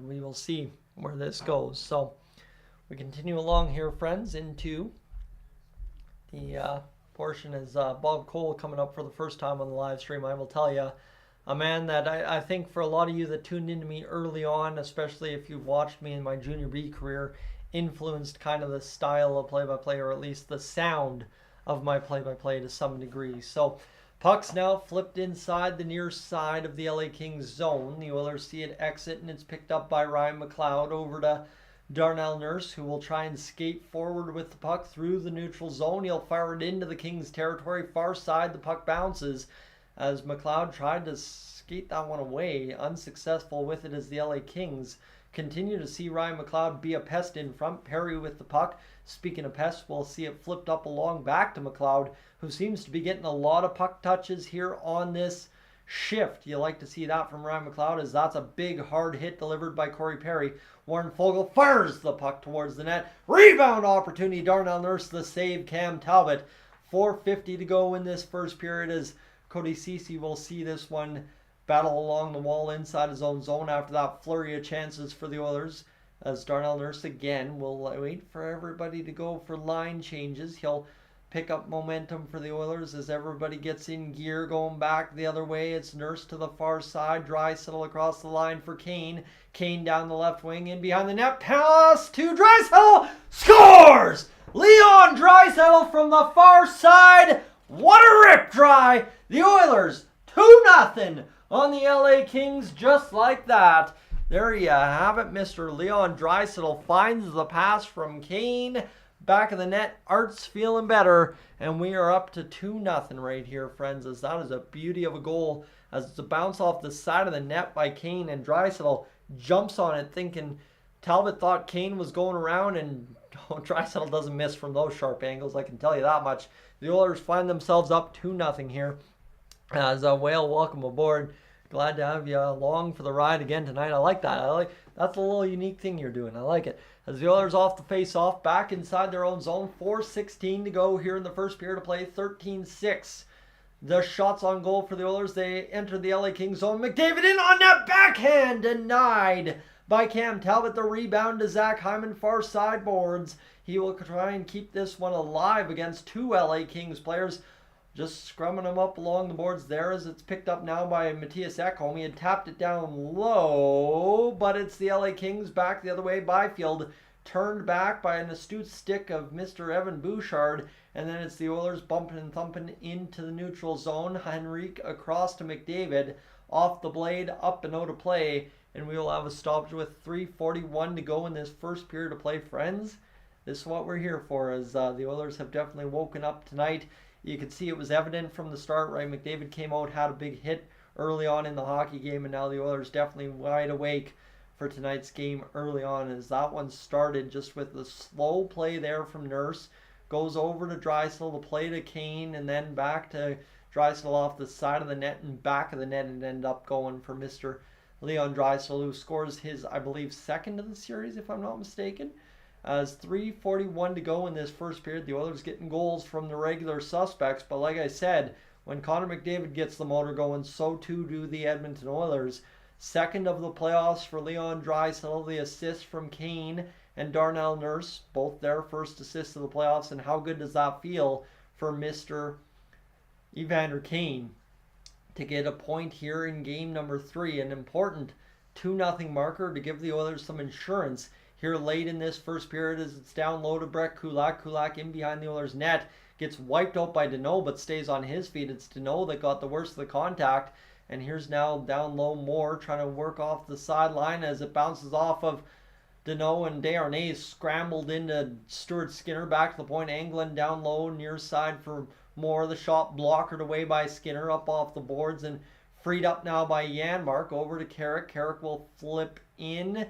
The soft dump, trying to get Holloway there, icing against the Edmonton Oilers with just over 2.5 minutes to go in this second period of play, friends. Yeah, we are rolling here tonight. Mr. Doom, welcome into the stream. As we see the Oilers get things going, I definitely need to be more cognizant of drinking water. Voice is going to run thin in a hockey game like tonight. 2:59 to go in the first period of play. Face-off inside the Oilers zone. They're talking things over with Carrick and Dubois. The face-off down, one back by the LA Kings to the middle of the ice. It comes near side now. Anderson pumps the shot on net. turned aside by Stuart Skinner. Down low now, Lafreniere with the puck. He's working along the boards, looking to come back to the high point. Fiala fans on the shot. It's overskated by Dylan Holloway as the fourth line takes a shift inside our own zone. It's picked up by Lafreniere with 2:35 to go in this first period inside the neutral zone. Picked up now by the Oilers. Spun back by Nugent Hopkins. Far side over for Kulak as Desharnais will have the puck to Kulak. And both teams slow play it again. The Oilers definitely dictating the pace in this hockey game. Desharnais with the puck off the pass from Kulak. Dumps it in. Far side boards over near side now for the Oilers. To the middle of the ice it comes for Draisaitl. Kane was on the near side looking for the one-timer opportunity. Instead bounced off the end boards back to Ceci. Shot dribbles in. Nugent Hopkins just about found the back of the net there. There's a penalty upcoming to the LA Kings. Near side now for one Evander Kane. And it'll come all the way back into the Edmonton Oilers territory. Dangerous play dumping it all the way back in. But it's Connor McDavid instead loading up 6-on-5 on the ice right now as McDavid all across. He's taken down by his own feet. Not a trip there. He just spun an edge, fell down to the ice, and with $1:36 to go in this first period of play, we'll have a stoppage for the Oilers power play to get back underway as that one through the middle of the ice, right on the tip from Nugent Hopkins in front. Just about found it there, and this one, actually tipped off a Mikey Anderson stick and almost found the back of the net. How bad would that have been of a break for the LA Kings? As now we'll have the power play for the Edmonton Oilers. A slash against Doughty. Looked a little weak. I'm not sure on that replay if I saw a full-on penalty. But anytime Doughty goes to the box, cha-ching for the Edmonton Oilers with $1:36 to go in the first period. The Oilers will get things started here. Donald, I don't know if you're at the game or what, but you are in tune here. That's all I'm going to say. 2-0 for the Oilers right now as the power play officially gets underway with the face-off back to Connor McDavid. Now over to Evan Bouchard. Bouchard at the point, dancing down low to Connor McDavid, skating in. McDavid right in front, tapping it through traffic. Rebound, scores! Connor McDavid, oh my captain! A 3-0 lead. Just 5, 6, 7 seconds into the power play for the Edmonton Oilers. The Moss Pit going wild on what is a terrible day to be down at the Moss Pit. But there you have it. Connor McDavid finds the back of the net. And what a shot on net. Just kind of forcing it into the blue paint and then finds a way to tap it through. Mr. Connor McDavid, you love to see it right there on that goal as the Oilers continue to find the back of the net early and often in this hockey game. That is exactly the start the Oilers wanted. As like I said early on in this hockey game, I thought it was going to be maybe a 7-1 score for the Oilers just based on the pregame amble. And that is what we're maybe goaling towards tonight. And you heard me right. Goaling. Not going. Goaling towards tonight. 1:25 to go in this first period of play.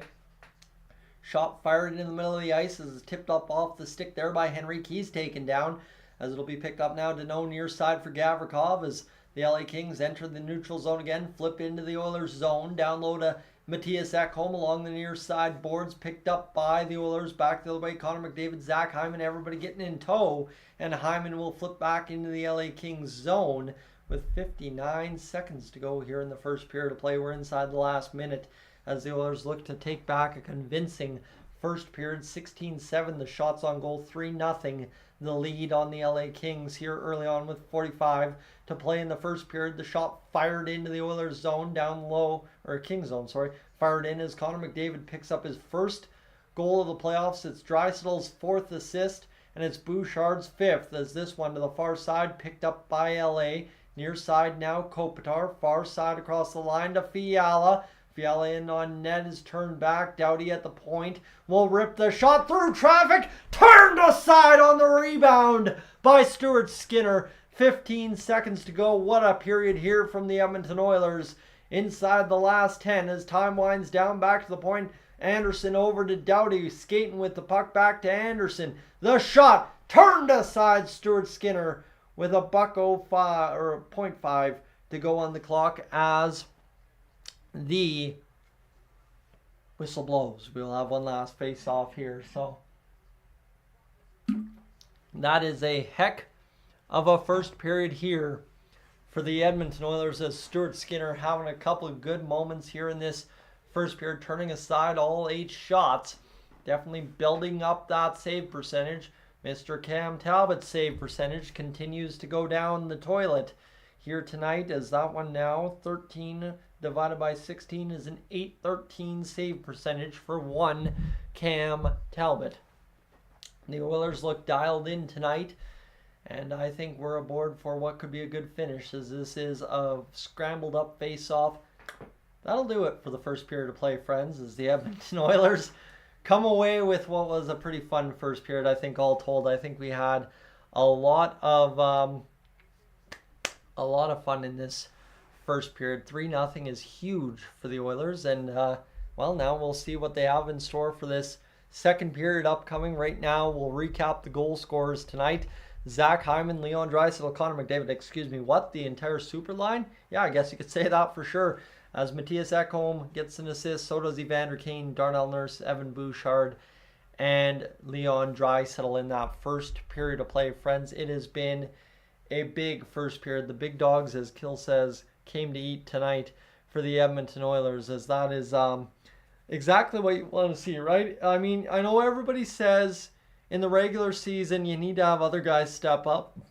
I will tell you, in the postseason, in the playoffs, in the Stanley Cup playoffs, I don't care who scores the goals as long as they get scored. And when it's the big guys scoring them, it's all that more exciting, because those are the guys that you come to watch have the big moments in the playoffs. So you'll love to see it. The LA Kings down majorly at home, and that's to Rob's point, saying the Oilers are going to watch the LA Kings have to do some major digging. But again, it's another game after the first period where the LA Kings have to find a way to come out better in the second. And the Oilers, you thought they had a good start in the first period. They have to have an even better start in the second. You need to be up 5-0 by the time we're halfway through the second, or LA is going to have just enough hope after what happened in Game 1 to stay around this evening. Friends, stay tuned here. I'm going to tell you right now, we just crossed 100 likes on the stream.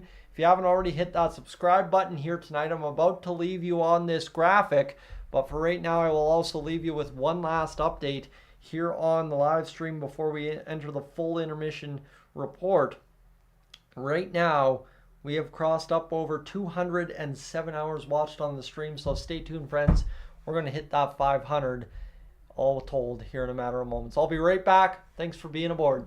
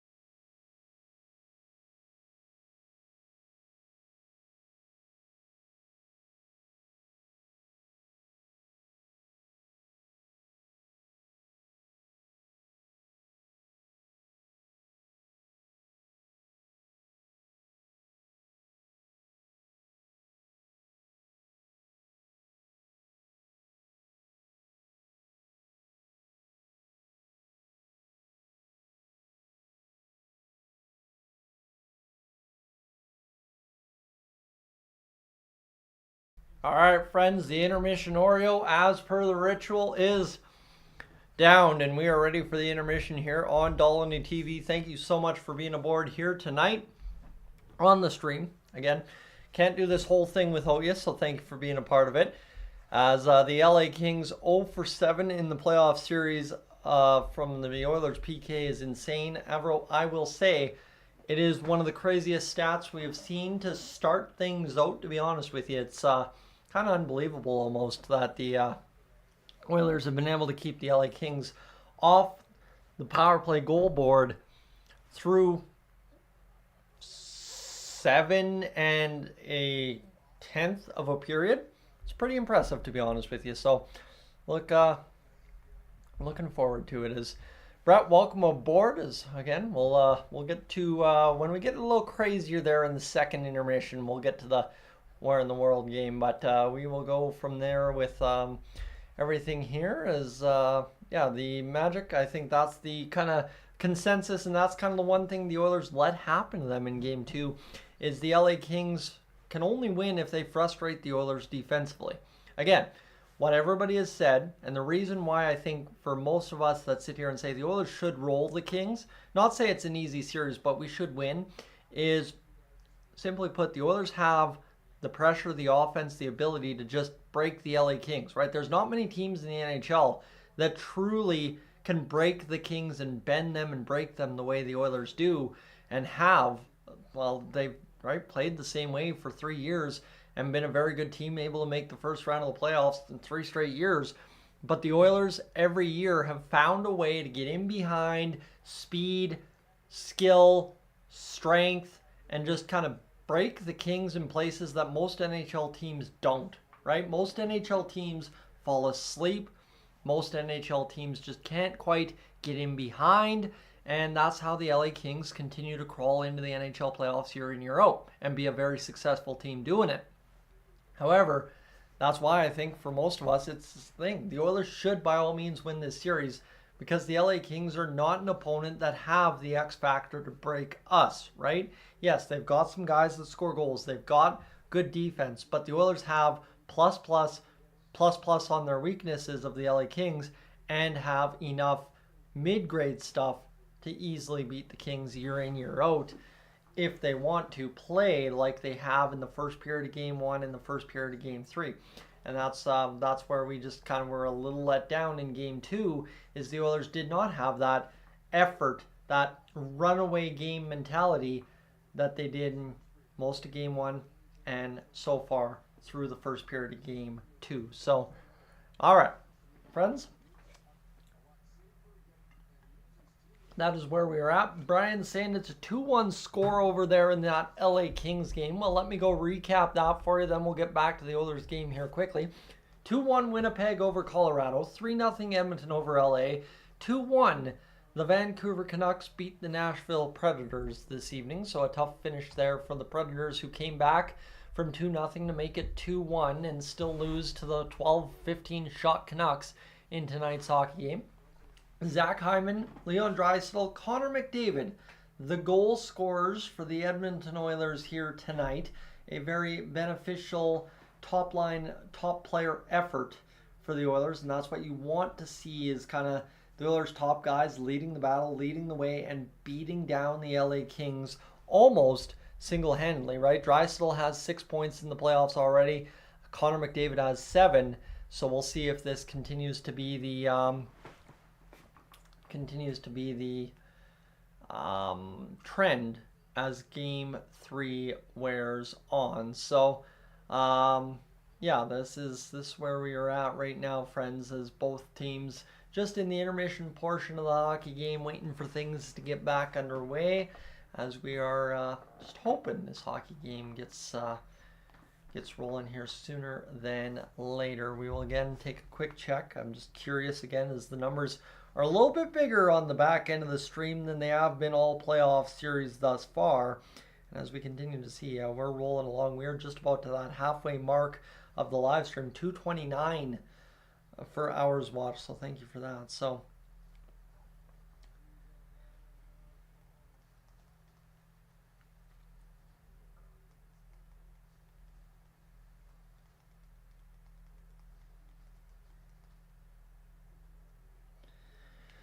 Okay, take the message opportunity to message back, and friends, we will continue to see where the Oilers go here as we obviously are moments away from this second period getting back underway. We are at 9:30 tonight. Like I said, get ready to stay up late. We started at 8:40, and it's going to take us a while to about midnight to decide tonight's hockey game. Of course, if it was a nice night downtown Edmonton, you could have a heck of a party down there. The LA Kings with 17 hits, the Edmonton Oilers with 8. So the Oilers definitely taking advantage of a lighter night on the body. I think obviously both teams having to travel might have something to do with maybe the physical intensity being a little bit more down to begin game number 3, I guess it is now, as the Edmonton Oilers also won 11 out of 19 faceoffs in the first. And, well, both teams kind of middling with block shots. The Oilers with 8-3 over the Kings. That I said was going to be a key to tonight's hockey game, and so far has been the case. So we continue here tonight, friends, in to see the worst sports interaction ad they've ever had for betting on hockey. Is they say name a Canadian hockey team, and somebody says the Calgary Canucks, who actually just won the AJHL title this year. So it's kind of embarrassing that a Canadian sports betting corporation would slight a team like the Calgary Canucks in that fashion. But again, the respect from Ontario to Alberta, no matter where you fall on any spectrum of that whole mess, is not always the kindest. So we continue here, friends, to roll into the commercials. I mean, that's literally all we've been watching for, I swear, the last 5 minutes. We are waiting for this to get underway. Noki is saying that the Kane bank pass to try was potentially intentional, according to Kevin Bieksa. I'll tell you, I know what Kane was trying to do. The play was intentional. The bounce off the net was not. Right? The idea behind it was intentional. The effect of it wasn't. That's how I would break that down for Evander Kane. He meant to reverse that puck and continue the wraparound with his body, with the puck going back to Draisaitl. The bounce off the net was just the extra grease needed to score the goal, I guess. But yeah, that is where we are kind of taking that note right there. So we'll see it as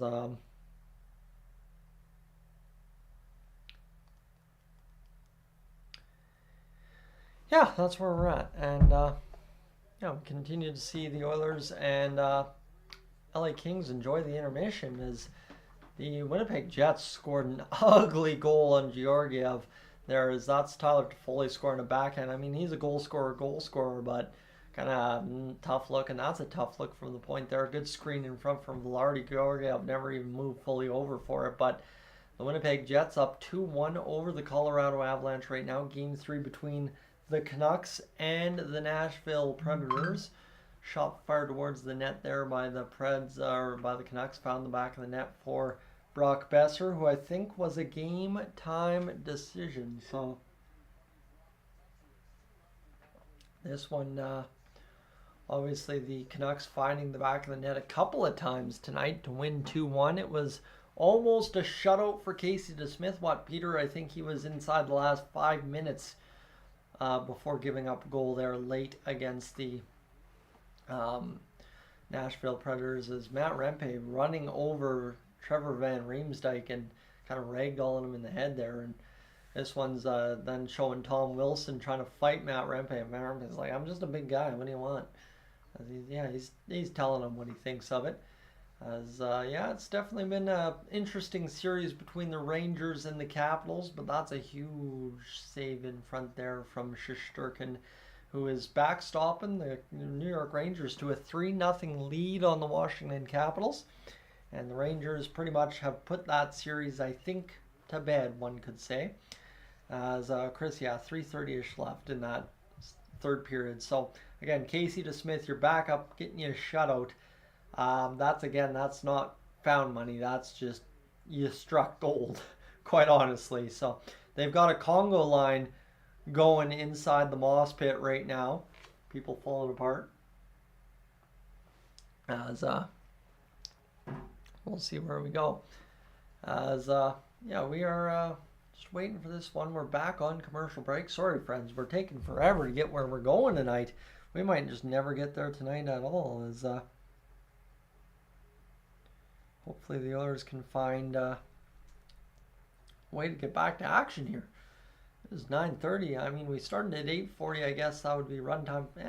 Maybe we're on time, but seems like these intermissions in the playoffs just take for absolute forever. It's just a non-ending game of commercials and everything like that. So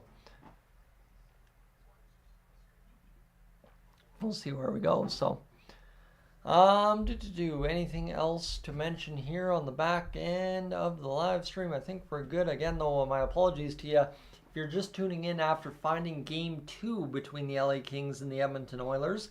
Of course, for some reason, YouTube likes to suggest the old live streams as well. So I know 63 of you have potentially ended up over there before ending up over here. As well, game 138 of you potentially tuning in over there as well. And game 3 from last year has 22 views, so it's doing well. I think game 3 last year was a huge stream, by the way, so we'll see where it is. Bithy, welcome aboard, and Scott, welcome in as well. So we're about set to get this one going. CS missed you earlier, but again, I don't condone the betting, but it is where we are at in today's sports landscape, and if we've got something going here tonight, I'll take that. As JP as well, thanks for being aboard, because we are about set to hopefully get these commercials done. Maybe tonight, maybe. That'd be nice if we could at some point, just sometime here, finish this off. Friends, also, if you haven't hit that like button, make sure to do that here early on in the live stream. We're rocking tonight. I mean, by all means, this is the best stream of the series thus far, but I want to really kick things off in the third period when we come home and hopefully bring the La Bomba home tonight. That said, if you also haven't hit that subscribe button here on Dolynny TV and you want to stick around for more live streams, that would be greatly appreciated. We also do videos and stuff too, so lots to talk about with the Oilers. About 18 subscribers shy of 15,350 tonight.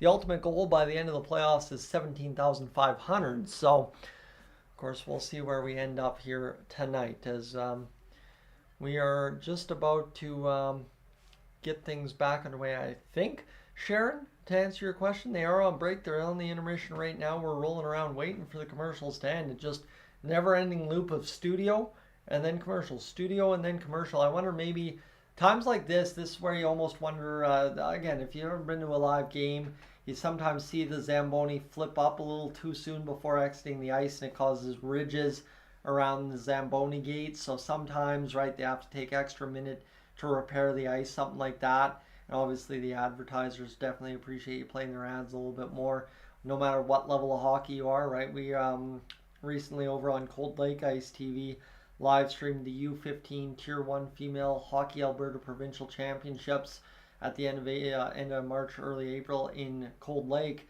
And again, that's one of those things, tournaments like that do not happen without the sponsors. So definitely every chance we got to run the ads a little bit longer, it was one of those things, you just do it to appreciate the chance to do what we're doing, calling the play-by-play and broadcasting the game. So here we go, friends. Buckle up. Top performers of the game. It's the Oilers. Zach Hyman. It's the Oilers' net front presence. It's the Oilers' top line. It's Connor, Leon, and Zach. As we get back underway here for game number 3's second period, Hunter Ryan Singh, Louis DeBrusque welcome us inside Crypto.com Arena as we continue to take our sweet triple letter word time, right? I think everybody knows where I'm going with that. As the Edmonton Oilers and LA Kings trying to get somewhere in tonight's hockey game. They're on the benches now, so there is an Edmonton Oilers fan with the apparel company that Mr. Patrick from the Oilers Fanatic has partnered with in behind the Oilers bench, that being Deflect Apparel. He's got the another cup with coffee, please, sign in behind the net. As here is now Mr. Matthias Ekholm off the opening faceoff, firing the puck inside the LA Kings zone. And it comes near side now for the Kings to Arvidsson. Arvidsson will pick up the puck, far side pass over to Mikey Anderson, shooting it in near side. It comes in the Oilers zone. Ekholm getting to the puck first. The Oilers will try and get back the other way as here's Henrique over to the far side for Bouchard. Bouchard skating through a check turning the puck over, in the Oilers with good coverage in the neutral zone, able to fire it down low for Mr. Drew Doughty. The LA Kings will get the attack started. Back the other way, Danault across the Oilers line, onside somehow, barely. The shot from the outside, save made by Stuart Skinner, picked up now by the Oilers back. Leon Draisaitl in on the attack, full clap! Save made by Cam Talbot as Draisaitl came lumbering down and unleashed the slap shot on Cam Talbot to start this second period, just 50 seconds in. Gelato, welcome aboard as well. Long time no see, glad to have you. As the Edmonton Oilers get their first shot of the period right out of the gate, trying to demoralize the LA Kings with a slap shot from the top of the dots. As this will now get things going here for the face-off to the right of Cam Talbot. Leon Draisaitl still on the ice. This line responsible for a big goal, the second of the night for the Edmonton Oilers. Face-off, one back by Draisaitl, picked up now by Nurse. The shot fired through traffic as Draisaitl fires a backhand with help from Kane up over top. Kane spun out by Roy, and it'll be picked up now by Roy. Back the other way across the Oilers line, tipped back into possession by Ryan Nugent-Hopkins to Darnell Nurse. Up the boards for Kane. Picked up by Byfield, far side pass over now, and Anderson will fire into the Oilers zone. Icing call upcoming as that puck had eyes and missed all the traffic. 18:45 to go in the second period, and that's the problem. The period time just bleeds away so fast. Just minces us, right? Like, we're here for hockey, bang, bang, it's done. And then when you're back on commercial break and back in the intermission. So here we go. Gelato, I'm hoping that's not a freezing cold take. That'd be bad. But this one will be a face-off to the right of Cam Talbot. One to the boards by Ryan McLeod, who, again, to his credit, has had a couple of puck touches tonight that say, maybe something's going to happen. Kopitar near side over to Roy. Roy will pick up the puck and get up in the middle, and picked up now by McLeod again, as this one will go into the middle, picked up by Kempe. This will be tapped along by Fogle. Daniel, welcome into the stream as this Dubois bouncing off the end wall to Roy as the Oilers continue to battle down low. 18:16 to go in this second period. The Kings bounce off boards and get into the Oilers zone. Dubois pass to the middle, cut off by Perry, cut off twice. And it's a pass freed up now for Fogle back the other way. This one comes up off the bodies in the traffic inside the Kings zone. McLeod tried to play it along, couldn't get it. The Kings back the other way through the neutral zone. We're just going back and forth, not solving much here in this second period to play. 17:48 in this second remaining, is right in front, turned aside by Stuart Skinner. Good save right there. Back to the point, the LA Kings down low. Near side pass comes to the middle and is fired out by the Oilers just like that. As this one will be picked up by Spence down to the far side as both teams try to regather again. The Kings fired up into the Oilers zone. It's Ekholm coming to the near side, and it will be 17:20 to go. An icing call potentially there against the LA Kings. Didn't really catch why we're stopping, but that's a good opportunity there for the Kings that just dribbled on Skinner. Then he paddled it away with the blade of the big stick. He just made the stick save and then fired it wide. This will be another icing call against the Kings. So the Oilers definitely continuing to push here in this second period. Puck off the face-off for the Kings, glassing out down to Ekholm in the neutral zone. He will fire back inside the LA Kings territory. Here's Hyman spinning off a check. Lizotte sees a hit from Lewis. Help the puck come free to the far side. Inside it's Bouchard passing the puck over to Henrique. Henrique, who's been quiet tonight, right? Henrique has had some special moments in game 1 and 2 so far, and now is 16:52 to go in this second period of play. The puck's fired inside the Oilers zone again, bounced out to center ice quickly on the zone clear, and the Kings with the puck will roll around the neutral, back into their own zone. Anderson near side to Doughty to exit the zone. He'll spin back in. Never mind, as the Oilers continue to get things going here in this second period of play, and we're now 3.5 in. Both teams not solving much, but the Oilers not giving up much ground from that first period thus far, cutting off most of the LA Kings passes and really starting to play that LA Kings style against the Kings to some degree, frustrating them on the zone entries. Here's Anderson in behind his own net. Doughty, pass over to Anderson. 16-12 to go in the second period of play. Picked up by Danault. Arvidsson with the puck, firing up over top of the net. Far side, puck comes to the near side. Now Moore tries to get that puck free. Danault in behind the Oilers net. Wraparound opportunity cut off by the 5-man deep. Retrieval by Dylan Holloway, and he'll bank off boards into the Kings zone. 15:52 to go in this second period of play. Anderson picks it ahead for the Kings to Arvidsson, who will fire into the Edmonton Oilers zone off the pads of Stuart Skinner. In behind it goes. CC near side to Evander Kane. Far side, puck cleared in by Nugent Hopkins, and it goes down low now for Roy again. 15:30 to go in this second period of play as the Kings backhand over to Dubois. Nice pass through the neutral zone to Fiala. Fiala's got Lafreniere driving the front of the net as the Oilers keep him to the outside. Dubois shot just wide on the right-hand side of Stuart Skinner as this is now picked up by Dubois again. That is the first super dangerous chance we've seen from Dubois, I think, all playoffs long, in my opinion. Maybe he scored a goal, I don't know. Whatever, the Kings' goals blend together. Who cares? 15 minutes to go in this second period. I'm being facetious to some point on that as this comes down low to Leon Draisaitl. Draisaitl will go back now down low. It's picked up by Kane. Kane will fire up the boards, and instead it's Fiala leading out for Lafreniere. Blowing a tire was Brett Kulak. Desharnais takes a big hit. He's down in a heap. The Kings quickly to the puck as the Oilers stand around for a brief moment. Back to the blue line. Here's Doughty. Doughty far side pass over to the Kings across the zone. Here's Doughty tapping it in near side. That's a beauty of a goal for the LA Kings. I mean, that perfect execution against a standing still Edmonton Oilers team. Not much Stuart Skinner was supposed to do there as the Kings just whipped that thing around, and it all started with punishing Vinny Desharnais in behind the net. That's where they're going to show the replay from, as that was a huge kind of bridge, kind of hip check from Lafreniere in behind, and that was a good couple of sequences as the Oilers got chasing around, and then Skinner reacts to the shot.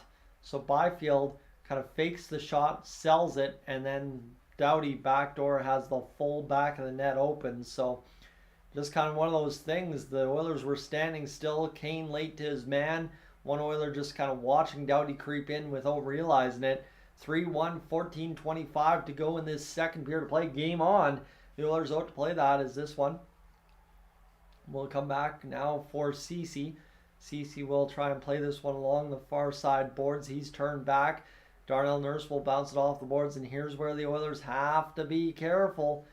That's where it has to be careful for the Oilers, as this will be picked up ahead and fired into the LA Kings zone. That puck takes a weird carom shot from Perry up over top of the net, as this now Quentin Byfield picking up to Adrian Kempe. Kempe across the line, shot blocked by Darnell Nurse, lifted out to center ice. Byfield Anderson pick up the assist. Quentin Byfield quietly has 4 assists in this Stanley Cup playoff run for the LA Kings so far, as this one will be Danault firing back to Byfield in front of the net.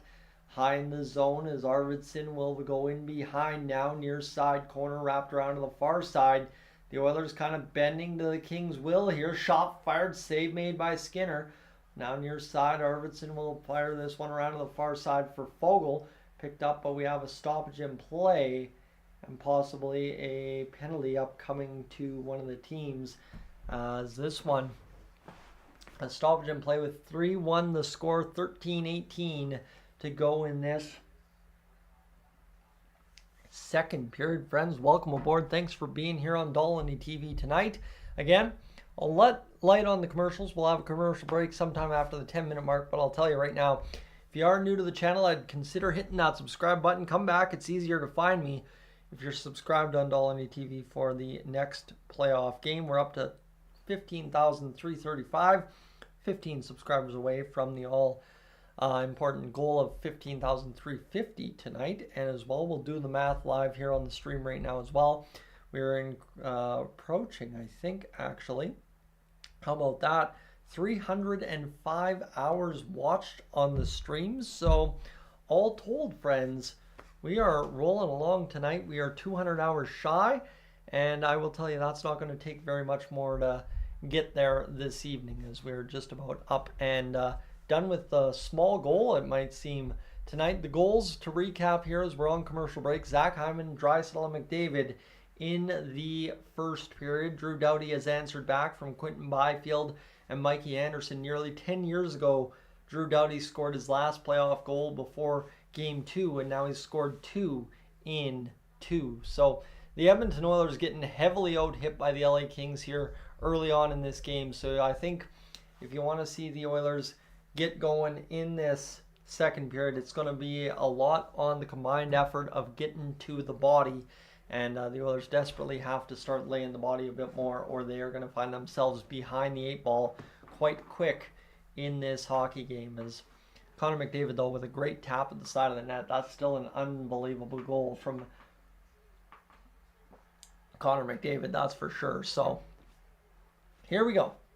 We are just about to get back underway after this commercial break that just took place. Friends, of course, we're also at 128 likes, so just about to 150. So if you haven't hit that like button yet tonight, I encourage you to do that as well. So here we go, 13-18 to go in this second period of play. Vinny, that was not a rebound, by the way. That was not a rebound. That was a pass across to the empty side of the net. The Oilers standing still on that 3-1 goal for the LA Kings. Is this one 13-10 to go in the second period of play. Back to the blue line. Shot fired towards the net, up over top.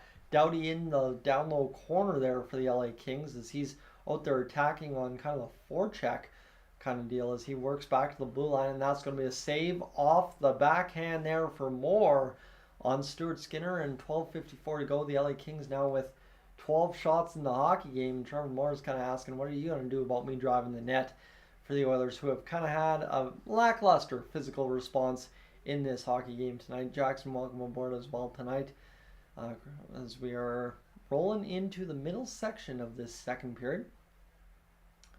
12 shots for the Kings, 17 for the Oilers. So I think here Stuart Skinner has a 900 plus save percentage and 17 shots for the Oilers, 3 goals for Cam Talbot. Woo-hoo! Keeps looking worse and worse for 2017 Anaheim Series Cam Talbot, as this will be a face-off done up and done wrong in the Oilers zone. We will look to get back underway here in just a second with a second added to the clock for both teams. Ryan Nugent-Hopkins settles back into the face-off dot. It'll be one back by the LA Kings. The shot doesn't come from Gavrikov. Far side, shot does come. Blocked in front, rebound off the end wall, wrapped around by Dubois, never ended up going anywhere to the middle as the Oilers onside by an eyelash. Shot fired up and over to play off of Cam Talbot by Darnell Nurse. And we'll have a stoppage here in play as Lafreniere took a little jolt at Darnell Nurse. And that's one thing we haven't seen is the after the whistle stuff get all too aggravating yet. But we'll see. It is probably coming here as Lafreniere, obviously a big jolt on Leon Draisaitl there as well. As now the face-off inside the LA Kings zone. Draisaitl will be out there to take it for the Edmonton Oilers. Don will come in as 25-10 the hits for the LA Kings. Keep that in mind. Draisaitl face-off here inside the Kings zone. Scrambles it up to the far side. Boards it goes. The Kings trying to exit the zone. Turned back on the flip into the zone by one. Cody Ceci. Draisaitl playing ahead. Here's Nuge. Nuge shoots off the end wall. That one just missed wide. Back to Nuge as it'll come back to the point. Ceci through traffic. Back of the net. The Oilers retain the 3-goal lead. 4-1 for the Edmonton Oilers. And it looks like through traffic, Cody Ceci's point shot found the back of the net to make that one 4-1. Cody Ceci. That is a huge goal, but maybe Evander Kane got the tip in front as Ceci blasts it, and it goes off of Kane's pants and to the back of the net. Evander Kane, 2-point night. You like to see that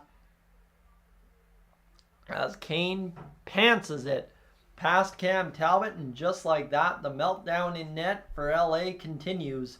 4 goals on 18 shots, 23rd career playoff game for Evander Kane, first in 10 playoff games. But you know what? Sometimes when you got to break a 10-game goalless drought in the playoffs, it takes a bounce like that. Hyman across the line, flips up on the puck. Henrique bounced it right in the crease. Talbot down. Will grab the puck and stop it right there. But just like that, Vander Kane gets things fired up here for the Oilers again. Henrique wants a piece of Byfield. Those two are old enemies from the Anaheim LA Kings games over the course of the year. And now both teams will separate over the crease in front of Cam Talbot. 12:06 to go in this second period. As that is, I mean, Ceci saw Kane bleeding out to the post kind of area, right? He wasn't right in front anymore and decided to shoot it right at him. And he bought the bounce, which you want to see for the Oilers, right? Is, you know what?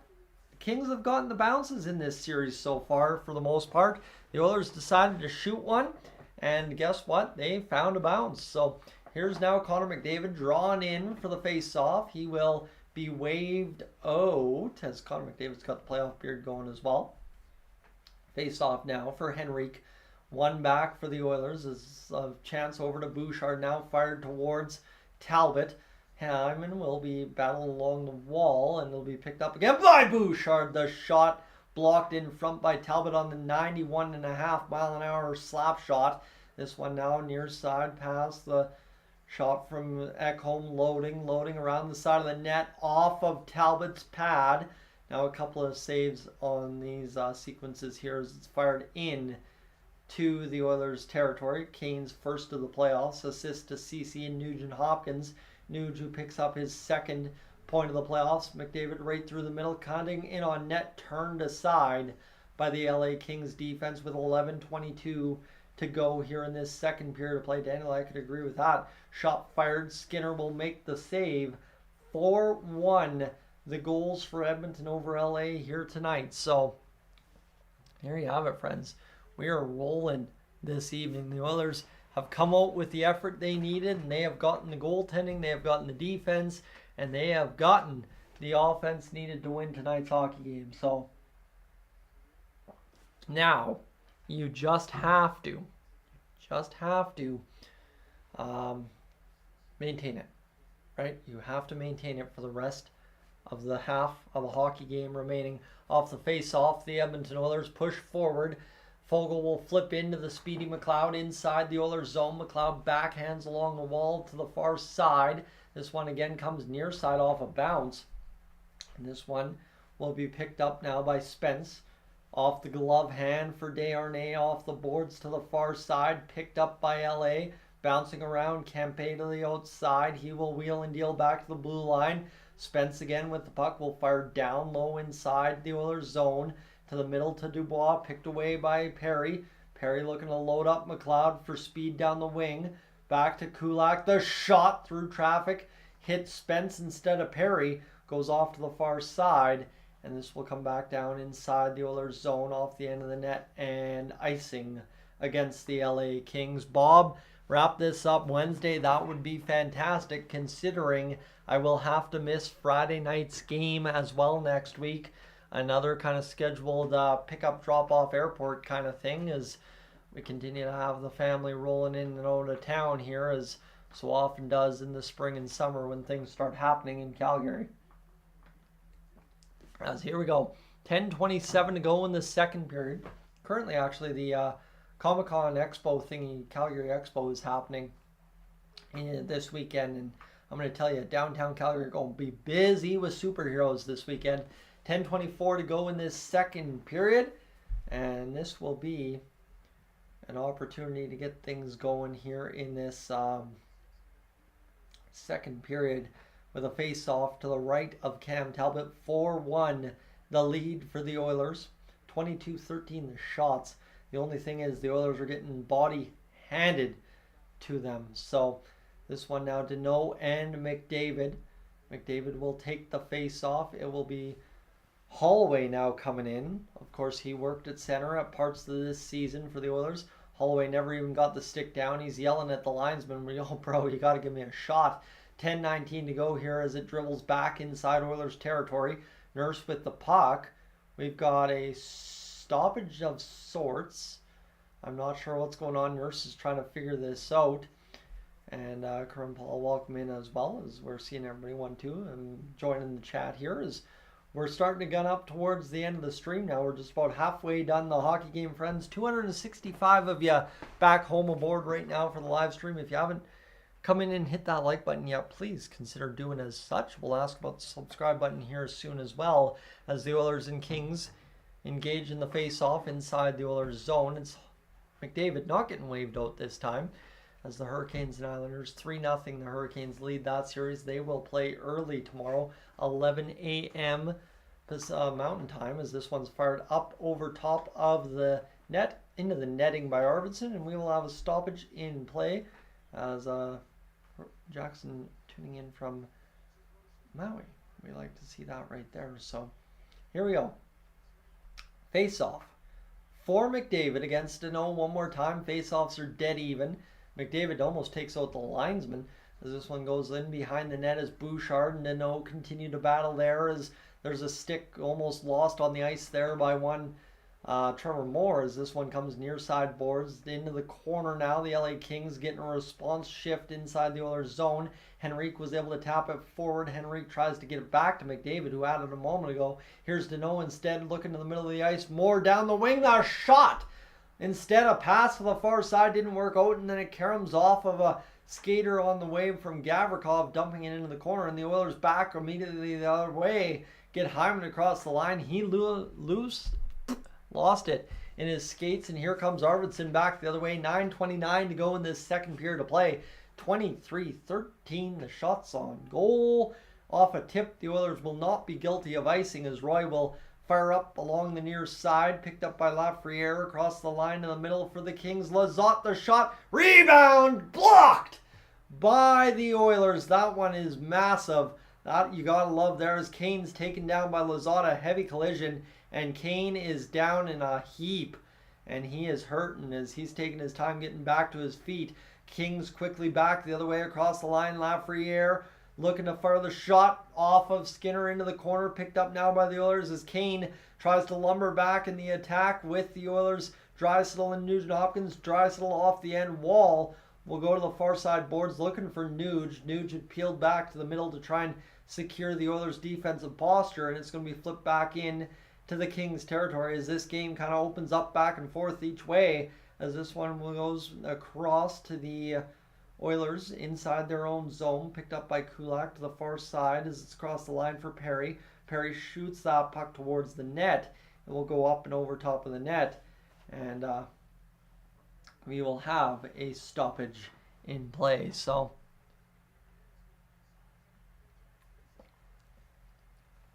there you have 4-1. 8:18 to go in this second period of play. Friends, this is where I will tell you, right now I will send you the commercial break, and then we will tell you as well, if you don't get the commercial break and you haven't considered hitting that subscribe button here on Dolynny TV, I would highly encourage you to do as such. Tonight's subscriber goal is 15,350. You've maybe heard me say that 5 times tonight already, but we're up to 15,338. So we're closing in on it, 12 away, and obviously a third period to go. 4-1 score for the Oilers over the Kings. We like that.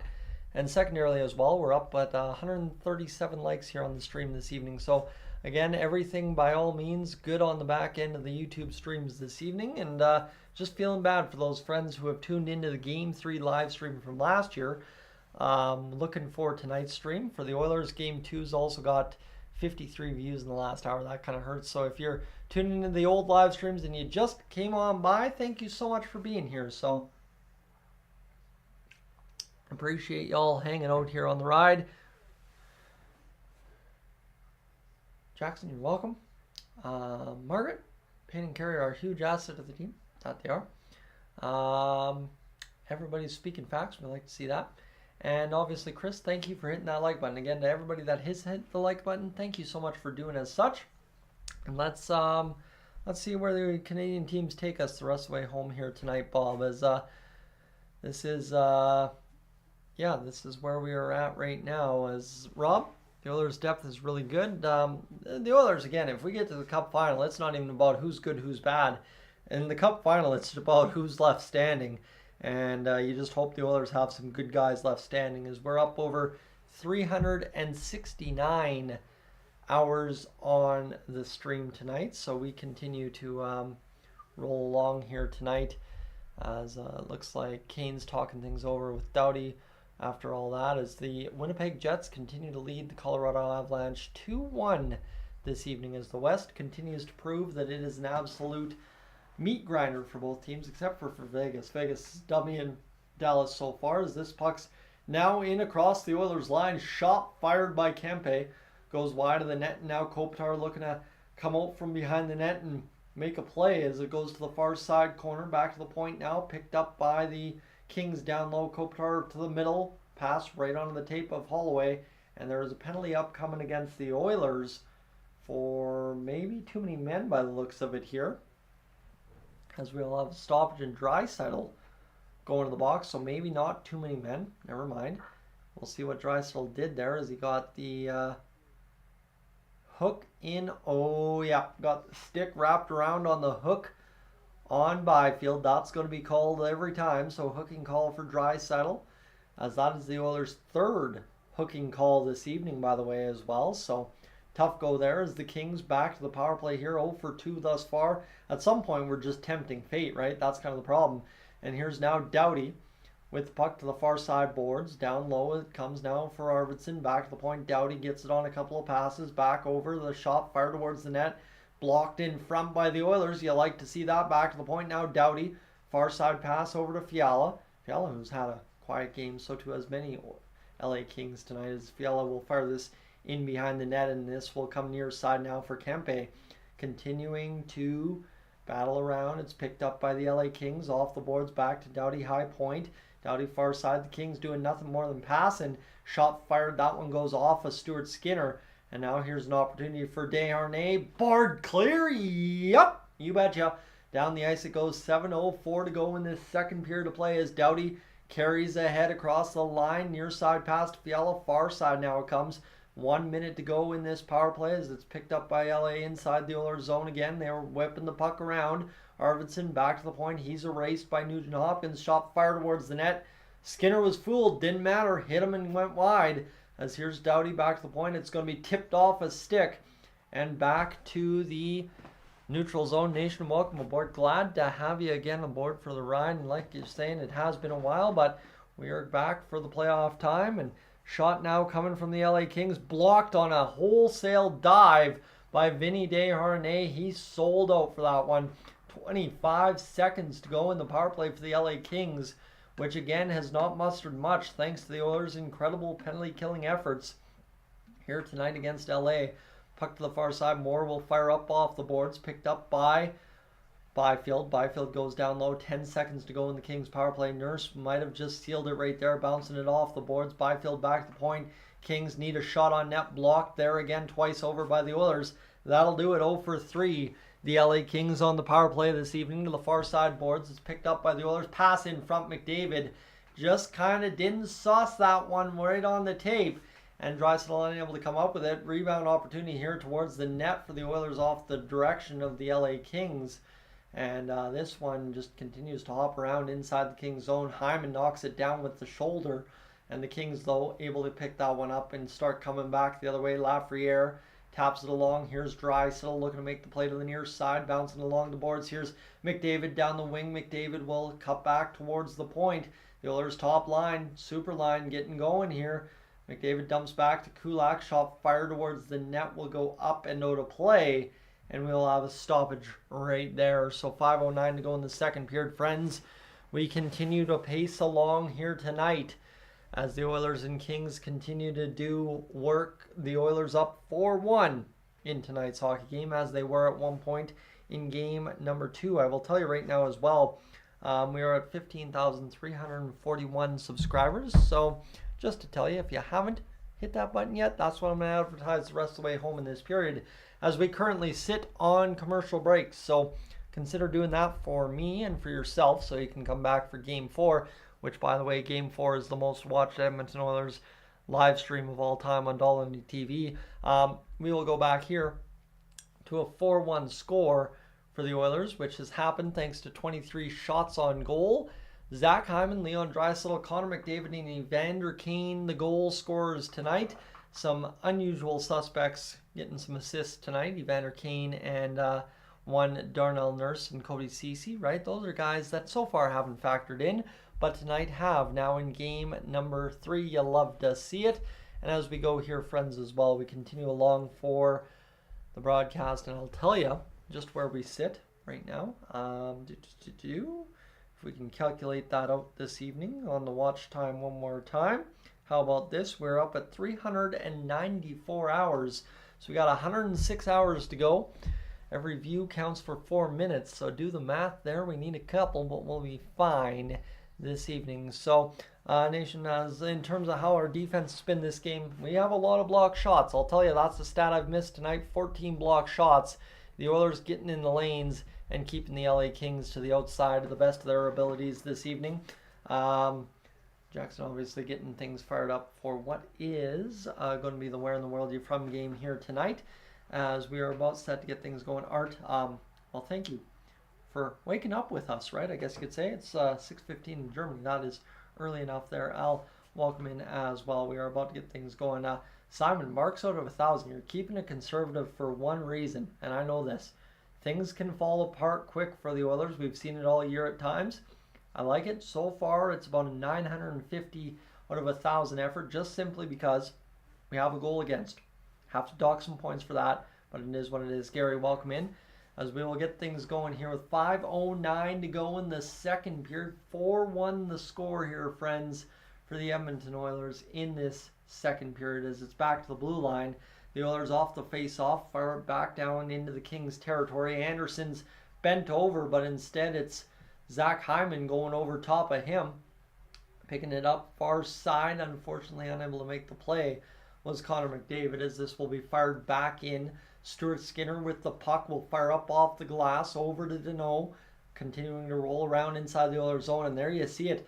That first real waver in my voice. We might be in trouble for this third period, especially if by some mistake it goes to overtime. In behind the net now, Kulak fires it up off the boards to Bouchard, to the middle of the ice it comes. The Kings inside the Oilers zone. Glove hand save, Mr. Stuart Skinner. Trina, welcome in, as we continue to welcome folks in during every little segment of the live stream here tonight.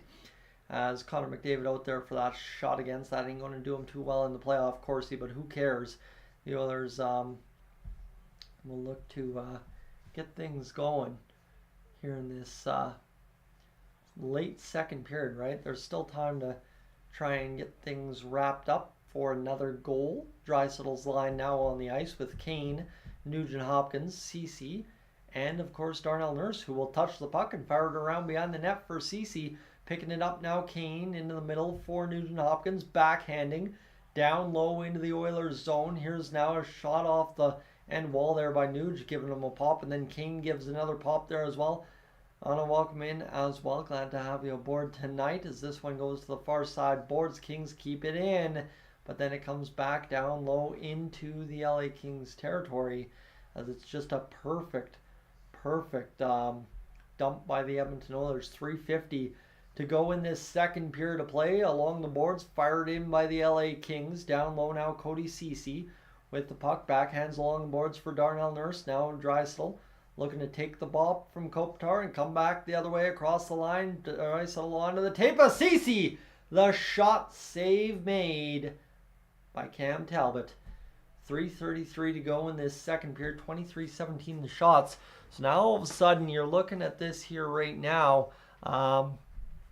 You're having this where Mr. Cam Talbot's looking worse and worse by the minute as compared to Mr. Stuart Skinner. 826 save percentage tonight for Mr. Cam Talbot, who has once again assured himself of at least a 420 or 433, 413 goals against average for the series early on through 3 games, as Connor McDavid will go to the far side boards. He's going to spin in front. Right off the end post, fired towards the net. Rebound for Janmark. Can't jam it home as the Oilers try to work in Matthias Janmark a little bit here late in the second period, going with a different twist on the top line as Ekholm down low into the Oilers zone, backhanding off the boards, picked up by Bouchard off the stick of Henrique to the near side. Kept in by the LA side as it'll be fired through the middle. Here's Kempe, the blocker! Stuart Skinner, biggest save of the game right there, as this one comes back across the line for the Oilers. Turned aside by LA, back and forth we go again. as the Oilers take down 2 LA Kings there on a misstep by Mattias Ekholm. It'll come up off the boards and into the Kings territory onto the tape of Doughty, retreating in behind his own net to the goal line. Came up free, now the Kings back the other way. Lewis across the line to Dubois. Dubois will spin off the check of Foegele off the tape of Stuart Skinner. Shot number 19 of the game, turned aside, and it comes now free for the LA Kings. Fired down low into the Edmonton Oilers territory. 2-1 Vancouver over Nashville, currently picked up by the Oilers near side off the boards. Foegele spins it to McLeod. Here's a moment for him to grab this puck and give it to Foegele, who overskates it back to the blue line now for Kulak. Kulak firing towards the net, blocked in front. And this one will backhand towards the far side corner. Perry's going to be the first one to it. Jam with the backhand, freed it up a moment for the Oilers. Shot fired by McLeod, whiffed on it there. Buck 53 to go, and a good kill time shift for the Oilers' third line. Stuart Skinner gloved that puck down on the dump in, fired it in behind, and here's now Hyman on the puck. The Oilers' top dogs scoring the big goals tonight, as here's Kulak firing it in behind the Kings' net off the boards, coming to LA's sticks. Picked up and fired across the crease there to Matt Roy, across into the middle of the ice, picked up by Deneau. Far side past Arvidsson, down the wing, the shot blocked in front. Another sellout there by Darnell Nurse to make sure that one gets blocked. So this one, again, confused in the middle there by Carrick, and he will steal the puck away from LA. Arvidsson stuck out there on a long shift. Holloway, his first good-looking shot of the night, goes up off a block and out into the netting. Minute 08 to go in this second period, but Joseph, I can guarantee you just as well, the Oilers are playing better tonight, and that is a good positive sign for us this evening, as Stuart Skinner kicked out that blocker just moments ago. What a beauty of a save for Mr. Stu, who is having a rebound performance through 39 minutes tonight. Chum Bucket, welcome aboard as well.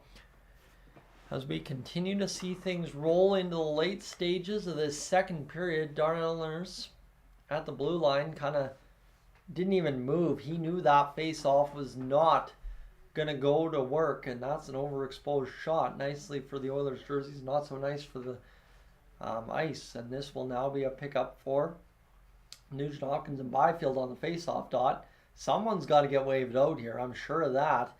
And the linesman will drop the puck off the wall and quickly dumped out to center by the LA Kings. Picked up by Nugent Hopkins, across and fired into the LA Kings zone. Now there's an opportunity off the boards for Anderson to clear the zone. Drysdale bats it back down low. Big jolt into Nugent Hopkins' numbers there, and back the other way. Lafreniere will come across the line and fire it inside the Oilers zone. He will be the first one to it. Nurse tries to give him a little hip-on-hip contact, and looks like there was a little interference play there on Nugent Hopkins. The Oilers nonetheless skating 3 wide down the ice into the LA Kings zone. Kane bats it around. Anderson picks it up. That should do it for this second period. 27 seconds to go. Across the Oilers line. Here's an opportunity shot for the LA Kings towards the net. Turned aside by Mr. Stuart Skinner, and it'll come back the other way off the boards. Picked up by Hyman inside the Kings zone. Roy getting down low. 10 seconds to go here in the second period of play. 5 seconds now as Ekholm will look to direct a puck towards the net off the pads of Talbot, and that will do it for the second. A very good second period of play despite giving up a goal against. As Helly, welcome aboard as well, as we are getting things rolling into the 6,000 mark for views on the live stream tonight. Friends, my goodness, we've been along for a good ride tonight, that much is for sure. So here we go, friends. Just to quickly recap the watch time, and then we'll get into the niceties of the intermission. We're at 429 hours on the stream, so we got 71 hours to possibly get here in the intermission, and then we will be up and done for the start of the third period. So the 500 watch hour goal going to happen tonight, one might think. 29-16 the hits for the LA Kings, so the Oilers did respond to some degree, cutting into that lead. 26-18 the shots on goal for the Oilers. Kings with the edge in faceoffs, 21-19, but the big category tonight, 15-9 the block shots for the Edmonton Oilers. So the Kings have pushed, but the Oilers haven't allowed it. Hyman, Draisaitl, McDavid, Doughty, Kane. Those are your goal scorers this evening. All told, a 4-1 goal lead for the Edmonton Oilers tonight. Chris, welcome in as well, as we will see what happens here tonight in the third period. Friends, I am about to this second intermission is about to get underway, so I'm about to quickly head upstairs. I'll be right back. We'll catch you in just a brief moment. I'm going to go grab the intermission Oreo and we'll get this going. As you can see here already, the day is wearing thin on the face. As the beard's starting to come back, the days of the handlebars being pronounced are just about done.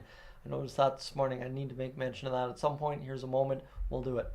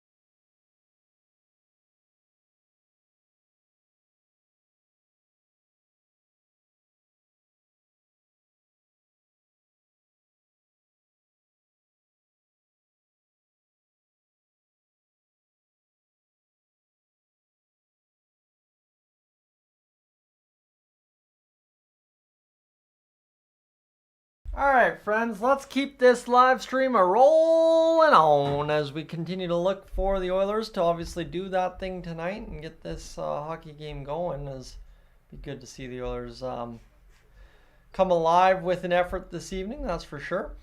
In this third period, that gives us a real big vote of confidence in this hockey team late this evening, as we are just about up and done, right? It's 4-1.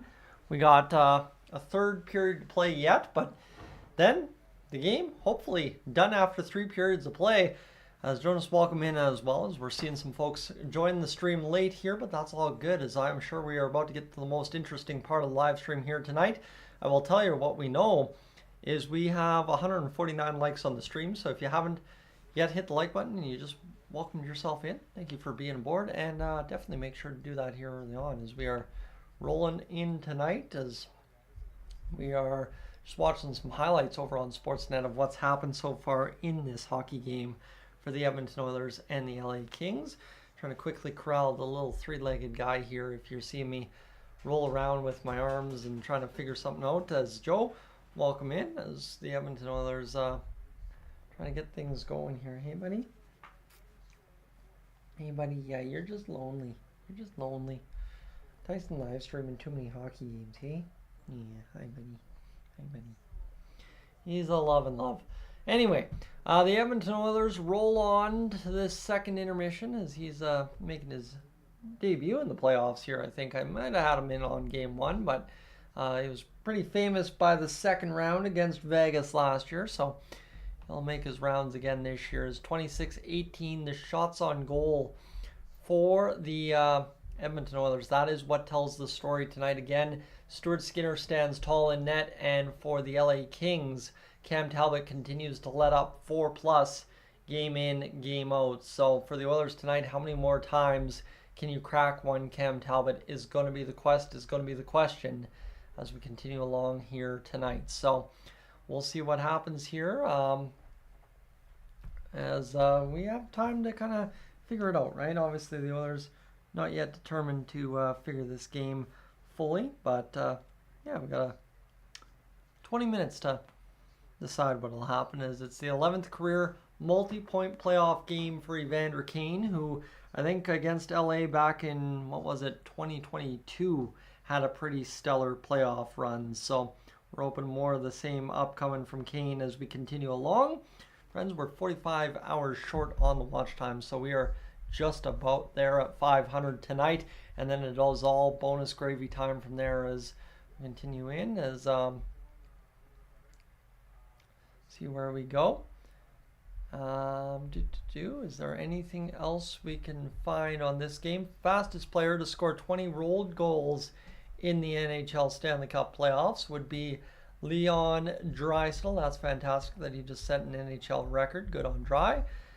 Is there anything else to mention here? Oilers survive quite well. Kings making their push now. Teams that win survive these. Teams that can't win do not. Let's see how Edmonton does. Give up one, but get it back. Lead after 40. And Edmonton talked about restoring their defensive game, and they're walking that walk tonight. A hard 40 minutes for the Oilers. Blocking some shots, doing some things. And obviously we've seen some different lineup combinations for the Edmonton Oilers. Obviously getting things going.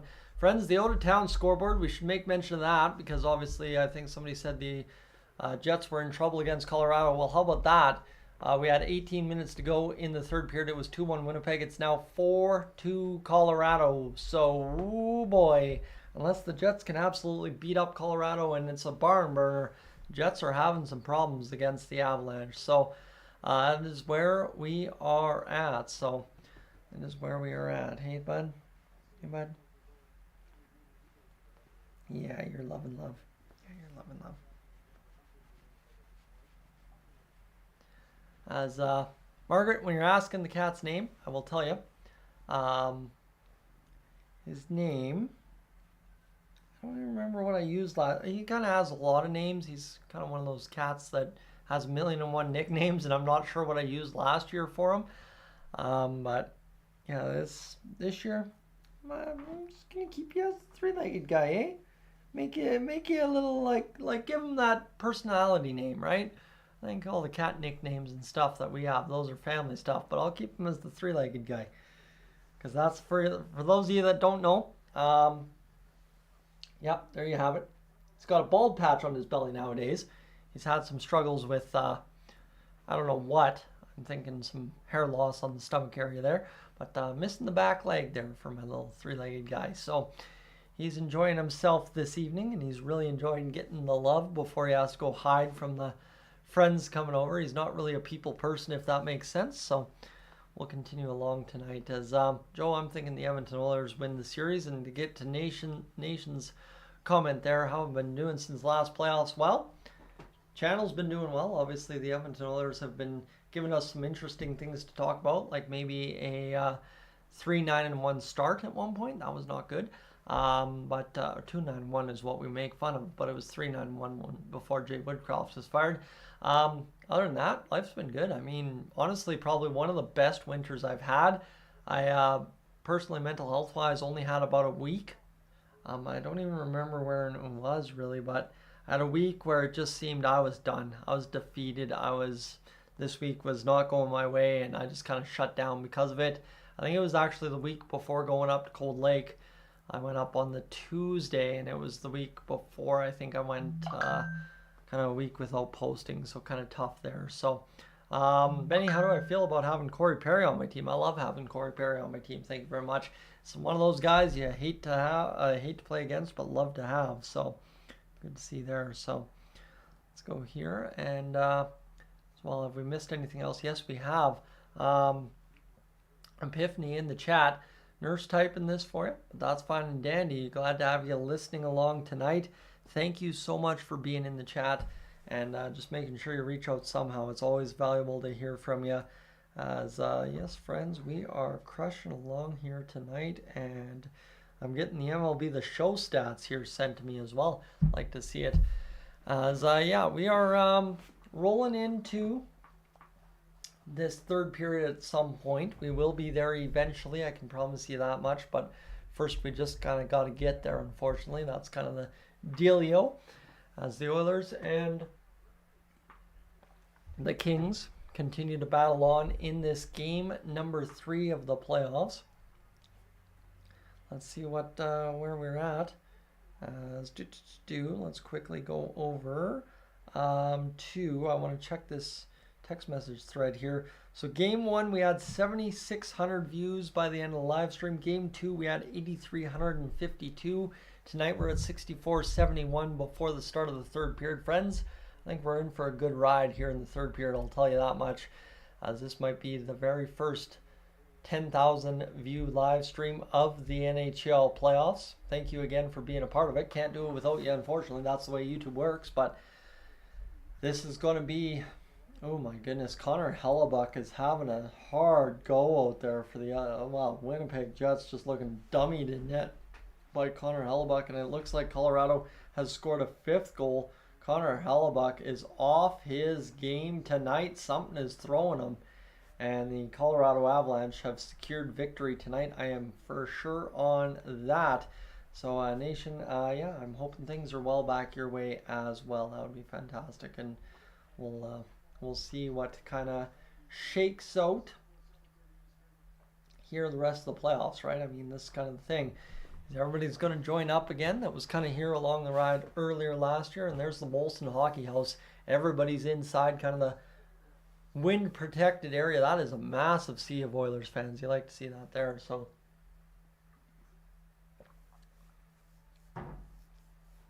there you have it. So we will see the Oilers get back underway in a matter of moments. We're on commercial break. Obviously, the last time they showed highlights, they went into the third period out of the commercial break. So hopefully, as the Avs looking like a wagon here, as really can't ask for a more dominant period of hockey for the Oilers. Expected goals 2.2. The LA Kings down there at 0.5. And obviously for the Oilers, just absolutely dummying along as the period went for the ride. Chris, you're curious if this first round broke records for blocked shots. You're talking just all around everybody in this in the series. I think it might if the series out east go more than 4 games, right? There's 3 series that are likely to be sweeps. If it goes longer than that, it could possibly break some records, but I'm doubting it, right? And of course, block shots has only tracked stats since 05-06. So weird that the NHL decided to put it in shootouts and then suddenly track block shots, but what do you do? As Janice, welcome aboard as well. Welcome in as the Edmonton Oilers getting things ready for this third period of play. We're about set. We're probably about a minute or 2 away from officially getting things started here as commercial breaks continue. And then the Edmonton Oilers will get things going for us here for what should be a good finish. Obviously, hopefully a 3-goal victory. That would be massive if the Oilers could find a way to win this one 4-1, 3-1, or by 3, 4-1 hopefully. Score doesn't change, but who knows. And we'll see where this goes. As the Edmonton Oilers have played a good hockey game tonight. That's the one thing I think we were all looking for, is they came out with a dominant effort right out of the start, and they have continued that this evening against the LA Kings. So we'll see where we go here. So Northern Farm Girl, yeah, I can attest to that. The old feral cats, those are my favorite, right? Tame them down, make them nice kitties, make them pathetic. That's the problem with those feral cats. Feral cats are tough to the bone, and they will always have that in them. But I will tell you, the feral cats I have tamed in my life, they are pathetic when they become house babies, essentially. It is hilarious. So there you have it. And friends, we will continue in here tonight for this third intermission. We continue to keep things going. It looks like Eminem announced an album today. Interesting. Didn't know that was happening. But yeah, we are about set. Yeah, looks like the Oilers have officially announced the third period. So let's get to this third period, shall we, friends? One last commercial, that being for Backlash France for the WWE. Without further ado, let's get to the Rogers stats after 40, friends. As the Edmonton Oilers 1 for 2 on the power play, the Kings 0 for 3, 26-18 the shots on goal, 12-6 the slot shots for the Oilers, and 7-3 the cycle chances. So there you have it, friends. As Epiphany says in the chat, if you haven't already done this, make sure to hit that like button here tonight. And without further ado, Drew Doughty, Connor McDavid, ready to get things going for this. Well, what is third period of play? We'll have the opportunity for the Oilers to get underway here in a matter of moments. As the Oilers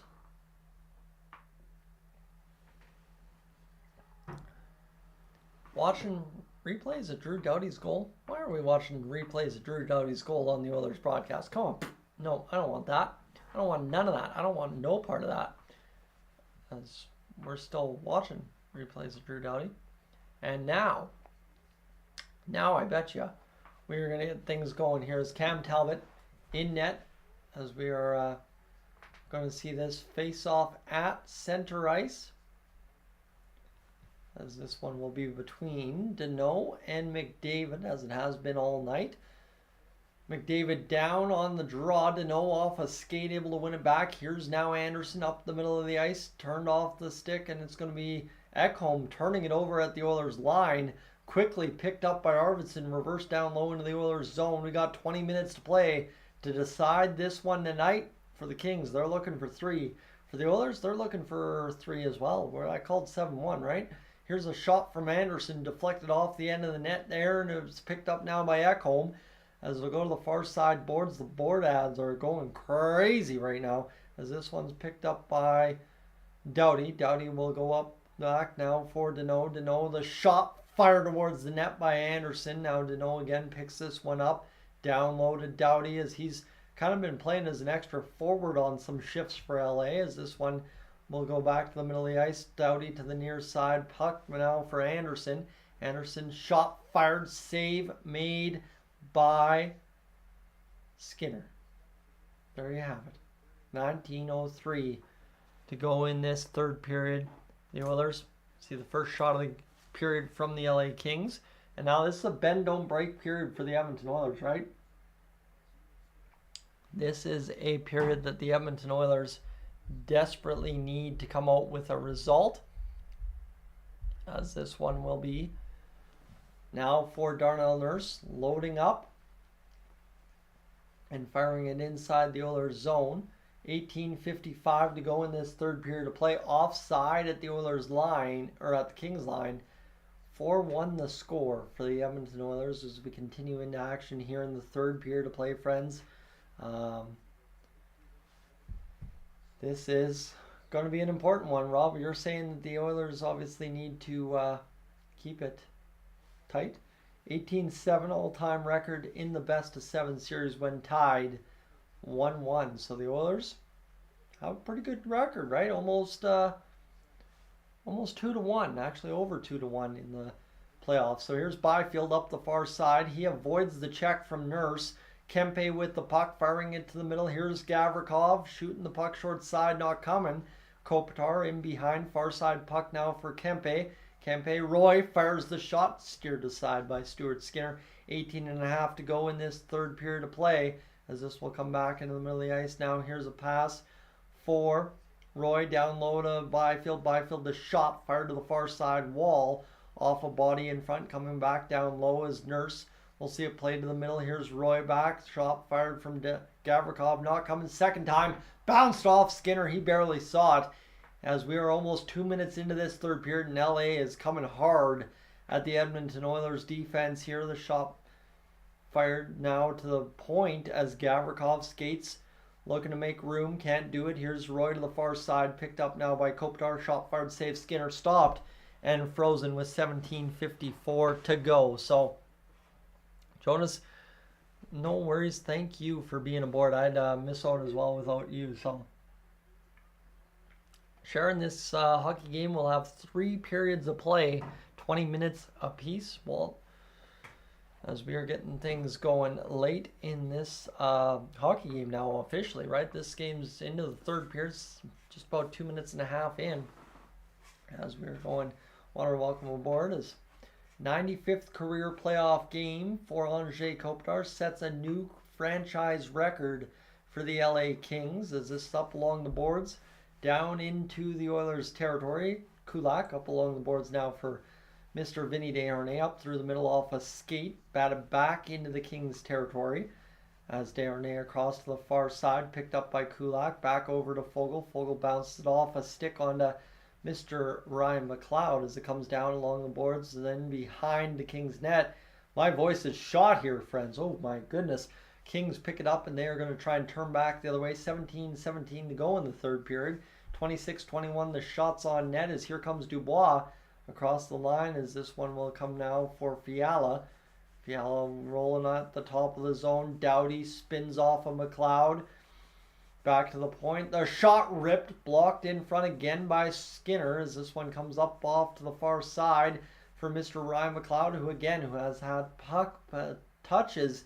Not really good shots on net, nothing major, but he has had just good possession, do no harm, do no evil kind of possession for the Edmonton Oilers as the shot fired towards the net. Save made by Skinner again. And this one will come out to the middle of the ice.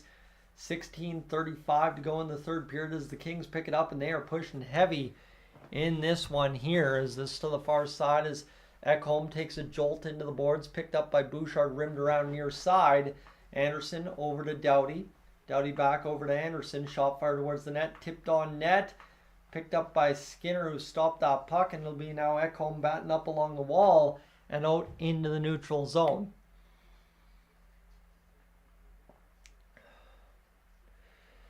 Whew, need to catch my breath there a moment. Sorry, the Kings didn't do much of anything there. 15:59 to go here in this third period of play as Arvidsson dangles, takes to the net. He's bopped by the post, but the Oilers were able to force it back out, and this is the big part of the hockey game here for the Oilers, just forcing the puck back the other way every time the Kings enter the zone.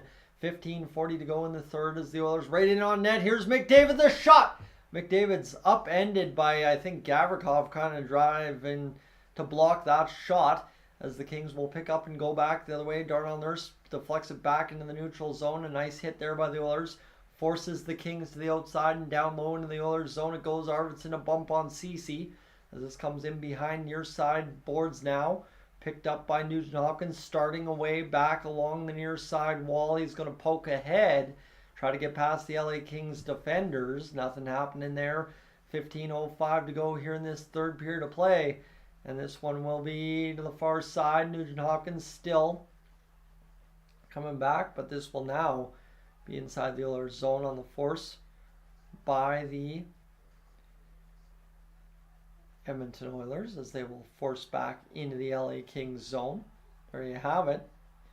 Comes down and we're going to have a scrum in neutral territory. I'm not sure what's happening here, but everybody's scrumming up, and here comes Kane against Jordan Spence, and Kane wants a piece of somebody, and they are going to go. Kane against England inside the LA Kings zone with a couple of rights from Kane over the top. Down he goes, still catching England on the ice. What a scrap there from Evander Kane as he caught England good once, twice, a third time. Oh boy, what a good shot there. Kane got in on England over the top. And you'll love to see that. We have not seen a fight in the playoffs. And here's still Kempe and Holloway going at it as they usher as now Desharnais grabs a hold of Kopitar. Kopitar doesn't like a piece of Desharnais. And the Oilers and tempers for the Kings are boiling over here. Oh my goodness. And Magic, you are correct. Mr. Evander Kane with the Gordie Howe hat trick. Oh boy, what a sequence of events. Chris Knobloch's not sure what happened there. Kopitar's in the middle of it, the hothead of it all. As he's jarring going to the box, he's got a bloody lip. He will go off and oh my goodness, what an opportunity there for the Oilers. A good shot from Evander Kane suffered in on England, and Kempe is going to the box as well. The box is full. Evander Kane in there with Dylan Holloway. You like to see Dylan Holloway getting mixed up in a playoff tussle too. Not a bad go at all. So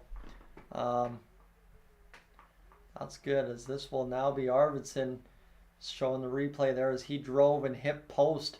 Stuart Skinner kind of let him hit the post too. He didn't let him cushion it against the pads. As I don't think anyone was too much of a fan of that block against Mr. Connor McDavid either on Gavrikov. And then England kind of serving up a hit there against Kane. That's what started it all in center ice as England exploded up into the mouth area of Kane, and then Dylan Holloway, to his credit, stood up for his tough teammate and leveled England. And then it was a lot of the linesmen had to let them go, and I think England said, if you don't let me go, I'm going to rip you off me. And Kane just started feeding with that right and caught him up top right over the side of the head. You love to see that as Kane, a tough break right there, taking a hard hit, but that didn't stop him from throwing hands. And here we have it, friends. Our first major delay in this hockey game. Kind of a blind pass there from Draisaitl. A bad chance in front that hopped away from Kane. One of those, what they call a suicide pass in the old NHL. And tough shot there, as there's 3 LA Kings in the box. Right now, the Oilers should get a power play out of this somewhere, one might imagine, if they're going to call that on England, as there's 3 Oilers in the box as well. Holloway, Kane, and Desharnais, the usual suspects, I guess you could say. You'll love to see it there, as we've got 7,100 views on the live stream, friends. We are 200 away from outdoing Game 1, and then 1,200 away from outdoing Game 2. So there you have. We are going. As Kane is going to go off for the concussion spotter protocol, so that is, of course, pretty understandable. We know that for sure. The referee's talking this one over as much as possible, as we're going to watch the replay as Dylan Holloway on the serving justice situation. He quickly cut right back and then right into England. The look on his face was, oh no you don't, buddy. I don't think so. And he quickly came over to serve what England had coming his way, as everybody's trying to get this one tracked down. There's notes being written down for the official game book. And LA Kings fans are quite silent here right now, as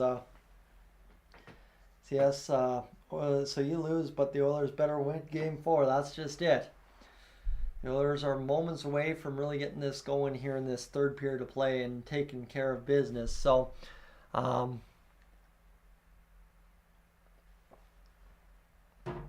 we're going to talk things over with Doughty and McDavid. Thankfully, neither McDavid or Draisaitl involved in the nasties to too much of a degree, as McDavid's got a sore note, and I think Draisaitl was back from the pack, kind of taking everything all in. So we're going to see what ends up happening here. The referees are taking their time explaining this one, so we will see.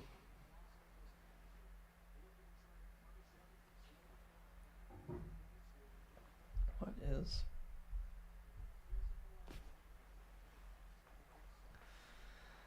an opportunity now to talk to the LA Kings bench as we continue to try and sort this one out here tonight, friends.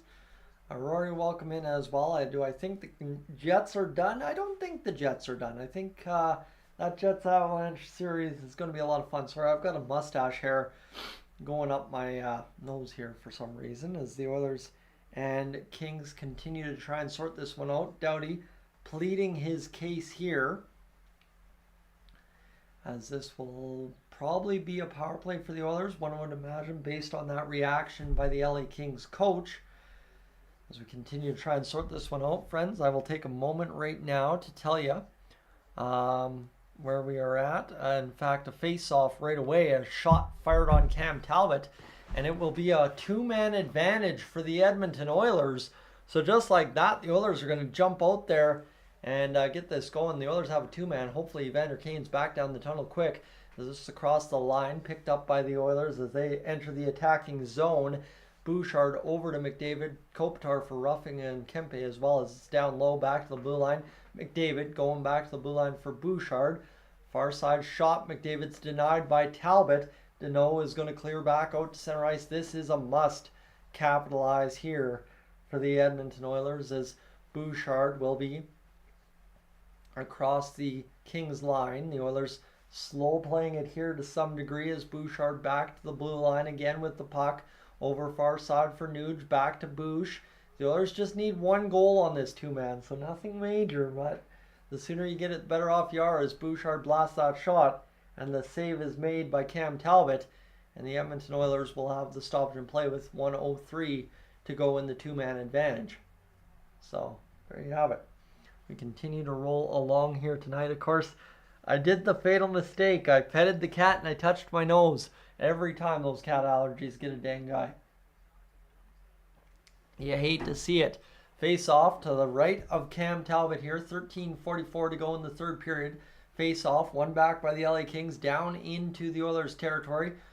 As Skinner picks that puck up and will fire it back into the neutral zone. Bouchard across over to McDavid. McDavid rolling in across to the far side. They get things going. Down low it goes to the far side boards. Now back.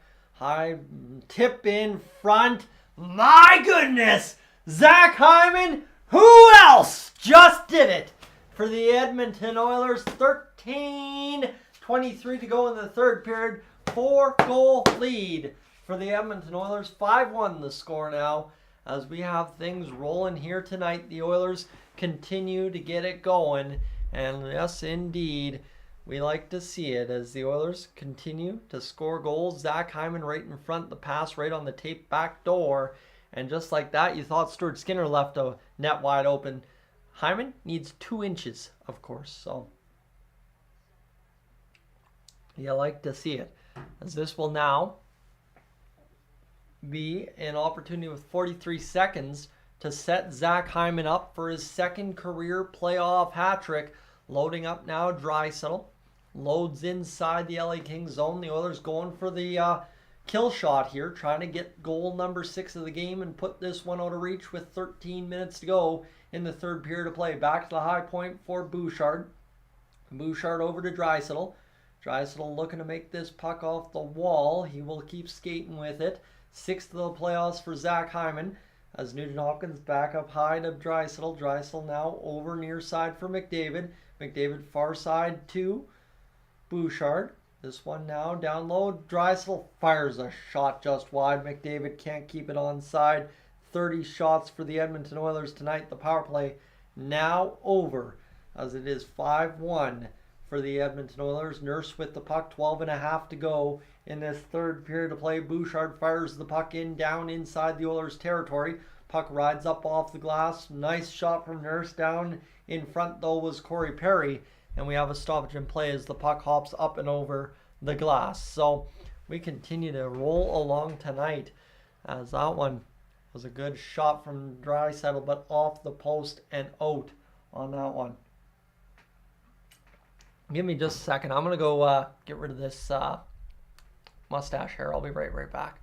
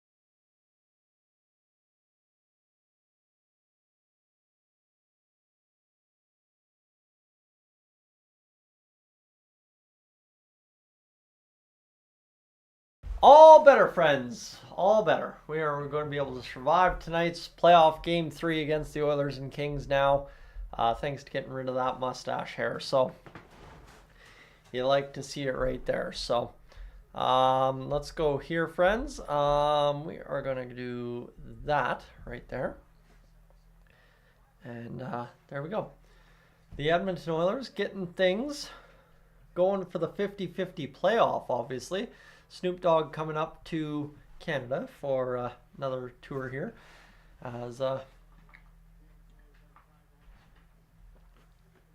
Oilers trying to get things going late in this third period. All right, here we go. Are we ready? Kane in the box here. Now, as the Oilers will officially get back underway, we're trying to sort things out one more time here. As they're trying to figure Kane's penalties out one last time. As he's officially back on the ice, he's talking things over with the referee. He probably got a 10-minute well, he's serving his fighting major, I guess, and then we'll see if there's a 10-minute attached to that or not. Back to the point, though, the Oilers chop this back inside the Kings' territory. As this will come near side in to the corner now as the Oilers continue to roll around and fire this to the far side. Picked up by the Oilers down low as it's McLeod trying to free this one up, and he does. McLeod's been on it tonight. Shot fired, save made by Cam Talbot. 11:59 to go in this third period of play. The Oilers just got shot number 32, so you like to see it. All right. Let's keep this rolling, friends. We are rolling along. It is the second best live stream of the playoffs here on Dolynny TV so far. We're up over 7,500 views. Thank you so much for being aboard tonight. I can guarantee you officially we are over 500 hours. But we're back to play either way. Here's Kulak. The shot fired. Glove hand save on the lucky bounce for Cam Talbot. That one fooled him, but he was able to glove it down and make the stop with just enough time to keep that one out of the back of the net. That was a dangerous hop. And friends, to be honest with you, we're at 576 hours watched on the stream. So watch water never boils. Forgot about it for a little while, and away we went. As this will be tipped back up for the LA Kings. Over now for Anderson. Anderson to the near side, picked up by Lizotte. Desharnais, we'll see it tap past him. Right in front, it hopped off the board. Stuart Skinner down, and here's now Desharnais cross-checking Lizotte in front. Kind of giving him a once over with the old big stick there. And Perry wants a piece. McLeod wants a piece. Everybody wants a piece of the LA Kings here tonight. Complaining to the linesmen and the referees as well. And it looks like the face-off Perry may end up going to the box here by all chance as he's screaming. Perry is screaming. And the weird part about Corey Perry, from what we've been told, Ryan McLeod's actually going to the box. Well, what we've been told about Corey Perry is he is a very mild-mannered, don't mind me, I'm not anybody kind of guy when it comes to life outside the rink, right? At the rink, on the ice, he's a absolute crazy guy, but Corey Perry is a guy who's very soft-spoken, very quiet, and just kind of studies the game from afar when he's not on the ice himself. 11:36 to go, a power play for the LA Kings. As we will see what comes of that as the Oilers look to load up the penalty kill for the fourth time tonight. Adam Henrique in the face-off dot wins it back now for Darnell Nurse, and it's tapped quickly out of the zone all the way back into the LA end, picked up there by Mr. Cam Talbot as the Oilers look to bring us home in the last 11 and a half with a 4-goal lead. Far side picked up by Kempe, fired into the Edmonton Oilers zone. The puck disappeared out of play, so you like it going. 6-2 the final for Colorado over top of the LA Kings. I will tell you right now, be prepared. The next commercial break, I will have an advertisement for you, and then we will get back underway for the rest of the third period as this one's picked up by Nurse, lifted into the LA Kings zone off a stick of Doughty. It goes into the corner. So he tries to get a piece of this and pick this up and get going. Back the other way, he taps it down low now for Kempe. Kempe across the line to the far side, picked up by Arvidsson. Arvidsson backhands over across now for Kopitar. Kopitar, the shot on net, goes wide there from Kopitar. Is back to the middle of the ice. The Kings forced it, and the Oilers steal it away, get the clear out to play it quickly as Talbot with a $1:09 to go in this power play as this one comes back into the neutral zone. Fiala through the middle. Tap across the blue line to Kopitar, around to the far side. Fiala on the wing, back to the point.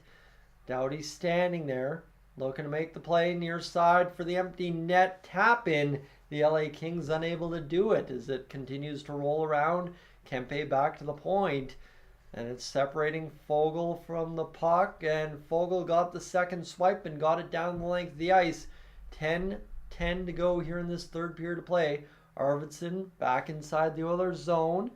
Looking back to the point. It's tapped away from Spence, who's across back in his own end here. With the puck, 9:59 to go in the third period. Retreating. Trying to get the attack started. One last rush to score the first power play goal of the series for the LA Kings.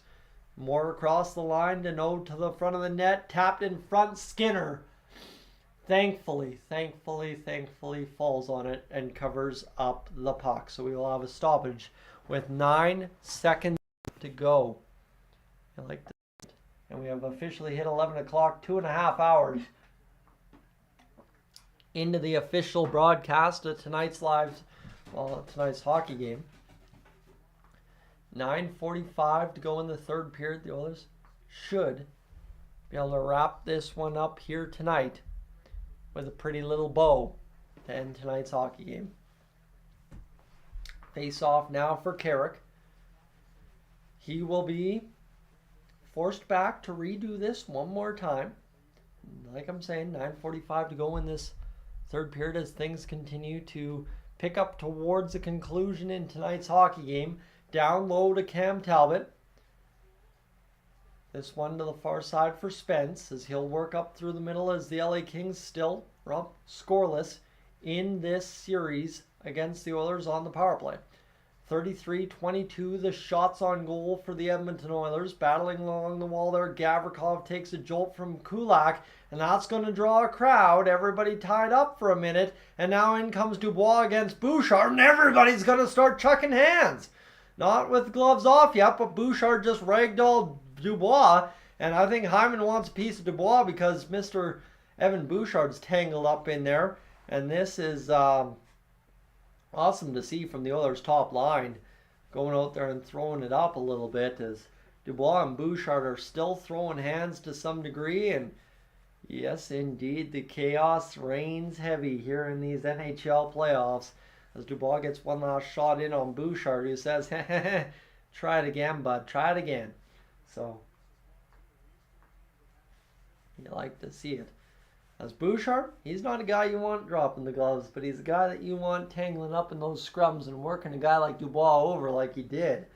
I mean, Dubois is not going to drop the gloves either, Scott, and that's the nice part is big hit there by Byfield on McDavid, and then Kulak with the cross-check, and it all fell apart rather quick along the boards there, and everybody wanted a piece of everything, so you like to see it. So yes, Mr. Smith knows. That's all they can do. Yes, they can take the cheap shots. They can try and antagonize the Oilers to some degree, but I think the Oilers are going to be a lot smarter than that here. And obviously, any penalty the Oilers take is going to take a king with them. I think that's the one lesson the Oilers have learned this playoffs compared to any other playoffs so far, is they have really taken into effect the effect that, hey, if we're going to take a dumb penalty, one of them guys is taking one too. So it's worked pretty effective here today for the Oilers, and we're hoping that again remains the story. So Tyler, you just got the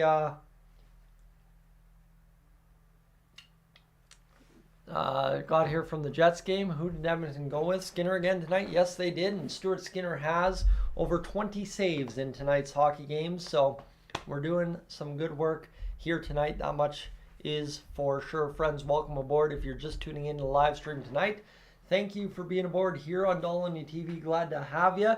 Again, I will tell you right now, if you haven't already considered hitting that subscribe button here on Dolynny TV, that would be greatly appreciated. As just to say, as we go here, the goal was tonight 15,349. Well, the goal was 350, so we're looking for that one last subscriber of the night. as everybody's fist bumping Kane coming to the bench, giving him the taps and the love for that. So Mr. Stuart Skinner obviously getting the love as well tonight for the Edmonton Oilers, who's had a pretty good performance. And I think the big part about Stuart Skinner this year, right? Last year, did he deserve the starts he got late in the playoffs? No. This year, we learned things about Stuart Skinner, right? This year, he was the clear-cut starter. This year, we knew he was the guy. And what we learned about Skinner is you just have to go out there and live and die by. You're going to have some bad goals against, but you've got the offense to outdo those bad mistakes on most nights. And the second part of it, too, with Stuart Skinner is he's going to turn in those performances that win you hockey games. It might not be like a 5-0 shutout, but it'll be a game that wins you a hockey game, and that's what he's done tonight, this evening. So here we go, Mr. D. Thank you so much for hitting that subscribe button. And yeah, we'll see what the Oilers can do here this evening. The rest of the way home, as we've got 2 players in the box and a power play for the Oilers. So that is good news for us. As here's Darnell Nurse to the far side. The shot fired by the Kings, or by the Oilers, turned aside by the Kings goalkeeper, Mr. Cam Talbot, as Darnell Nurse off the boards will lead into the LA Kings zone. Down near side for Anderson, as it'll be picked up by Perry. Perry will backhand off the boards now for Mr. Matthias Ekholm. Down to Henrique, down to Perry, back to Henrique, and this one continues to roll around. Second unit, full effect as Kane looks for his second of the game. Shot by Ekholm, bounced off the end wall. Kane back to the point for Ekholm, looking. Now a face to the net for Kane, batted by Perry off the toe of Talbot. The Oilers are just toying with the LA Kings here. This is embarrassing if you're the Kings. The shot by Perry down low, back in front for Ekholm on the pass by Kane, couldn't find him. Now Darnell Nurse coming near side. Ekholm over far side to Nurse. Shot drifted towards the net, not coming. Ekholm now with the shot towards the net, bounces in traffic a couple times. Kane back to the blue line, escapes the zone. Oof. Tough go there. 35 seconds to go in the power play for the Edmonton Oilers. Back up the middle. Ekholm fires a shot towards the net. It'll be an icing call as the Kings had a delayed penalty anyway.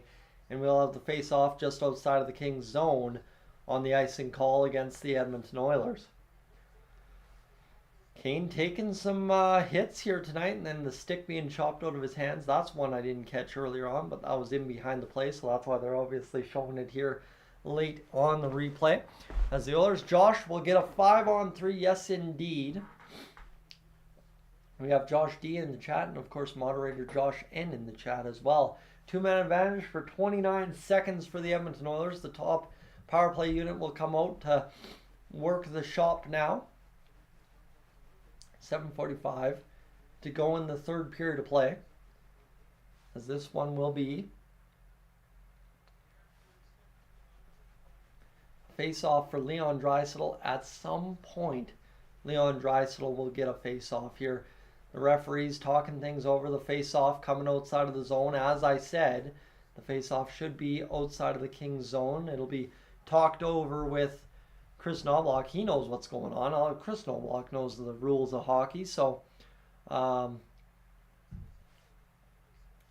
this one now, Bouchard talking on the bench here. Bouchard's being escorted off. So I wonder here, as the Kings have thrown a rally towel, Bouchard's gone down the bench, or down the tunnel. Not sure what's going on there, as Bouchard must have taken an unsportsmanlike against the referees. And 7:45 to go here. This, I don't think I got the nose here. It is what it is. As we continue along here in this third period. Friends, this has been a ref show. Not in a bad way. This has just been a lot of referee coverage because of crazy penalties in this hockey game. And the LA Kings chanting "ref, you suck" here. So referee wipes his nose, and the face-off will come inside the LA Kings zone. 5-on-3, two-man advantage. Back to the blue line now for Matthias Ekholm. Ekholm over to the far side for Nuge. Down low now, Draisaitl with the puck, playing pitch and catch in behind with McDavid. Tap to the front. Hyman! Johnny on the spot trying to get there, couldn't do it. As Ekholm over to the far side, here's Nugent Hopkins. Back to the point. Here's Draisaitl. Tippity tap back the door. It's a goal. Now, it's not really a good use of this because it wasn't really a rip from Dry. It kind of just bobbled into the back of the net. But it's 6-2 or 6-1 nonetheless. And we'll take the goal for the Edmonton Oilers. Getting tired of calling goals almost tonight. The Oilers ripping them in the back of the net as Draisaitl kind of just flubbed up on that one realistically. It was just a little dart kind of deal, right? Throwing darts on the dartboard. So McDavid with the pass and Draisaitl just off the end of the tape hammered it off the back of the net. And good night, good enough to score the goal. As there you have it, Judah, welcome in as well. The Kings fans are literally leaving in droves. Kings fans are clearing out of the stadium in droves. Yes, sirree! Oh, by the way, minute and a half left on the power play. Corey Perry with the puck across backhand. Now shot, rebound. Kane attempted to get that puck through, and he's going to come into the corner here and fight the LA Kings. He drew a crowd of 3 against him. Ryan McLeod in support. And Drew Doughty and the LA Kings have lost their composure. We have seen the Oilers do this over the course of their playoff experiences, lose their composure. And now all of a sudden the LA Kings are the ones guilty of doing as such. Interesting, interesting. As the world turns. As we will go here, friends, to give you one last update on the watch time before we sign off tonight here by the end of the live stream. Hopefully I don't forget to tell you one more time. 640 hours watched on the stream. Kane's out of the game. So's Doughty. As Dale, you did not think the LA Kings were that much a bunch of crybabies. Well, that's where they're at tonight. They definitely seem to be hurting after the Oilers have full well entered their head. I said tonight could be a 7-1, 8-1 final for the Oilers. I was hoping that was the case, right? No overtime, no nothing, and friends yet to show up. But as far as we know right now, the Oilers up 6-1 and trying to send this one home as we continue along here tonight.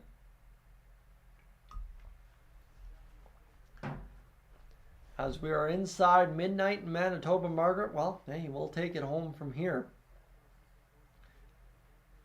As this one continues to be sorted out by the referees. Like I said, it's been a ref show late in this hockey game, but mostly just more or less because the referees have been dealing with the insanity on the ice. And Jim Hiller's, he's saying some not so nice words to the referee. He's saying, hey, buddy, give me a break. But there's a couple other words in there as well.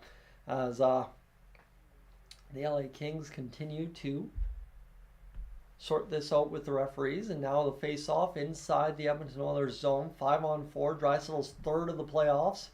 Draisaitl scoring goals. McDavid's 8th assist. Nugent Hopkins' 3rd assist. We're going to have a full post-game edition here tonight as well. We'll record the post-game edition and just kind of have a little fun with it tonight. As this comes down low, along the wall. 1:03 to go in this second half of the power play, more or less, for the Oilers. It was a 2-man advantage at one point. Down low now for Darnell Nurse as he'll load up the attack, friends. There's not much left to call in this hockey game other than the Oilers getting goal number 7 as it comes through the middle of the far side. Shot fired towards the net, up off the boards and out of the zone inside the Oilers' end. It's Stuart Skinner with the puck as Darnell Nurse comes through the middle of the ice. He's looking to make the pass through the middle, cut off now. Gavrikov clears the zone.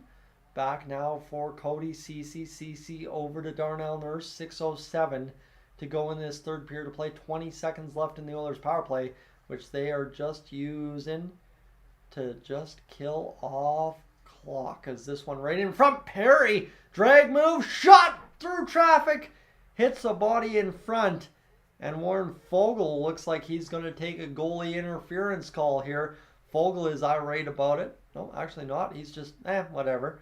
I thought he was mad. He took the mouth guard out pretty quick, but he's not too upset about nothing there. So this one now, an opportunity for Corey Perry on the replay here as he dragged right in front, moved through, and then Warren Fogle didn't exactly get out of the way of Cam Talbot. Kind of drove through him there as Perry interacts with the crowd a little bit.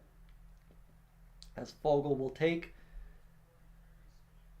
the goaltending interference call as Corey Perry's smiling the heck out of himself right now. He's having a good time out there on the ice, let me tell you that. 5:52 to go in the third period of play.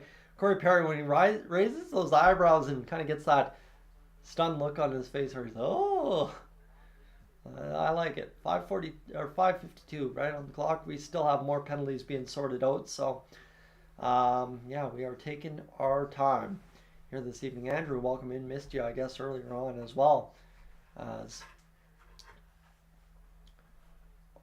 8 seconds to go in the 4-on-4.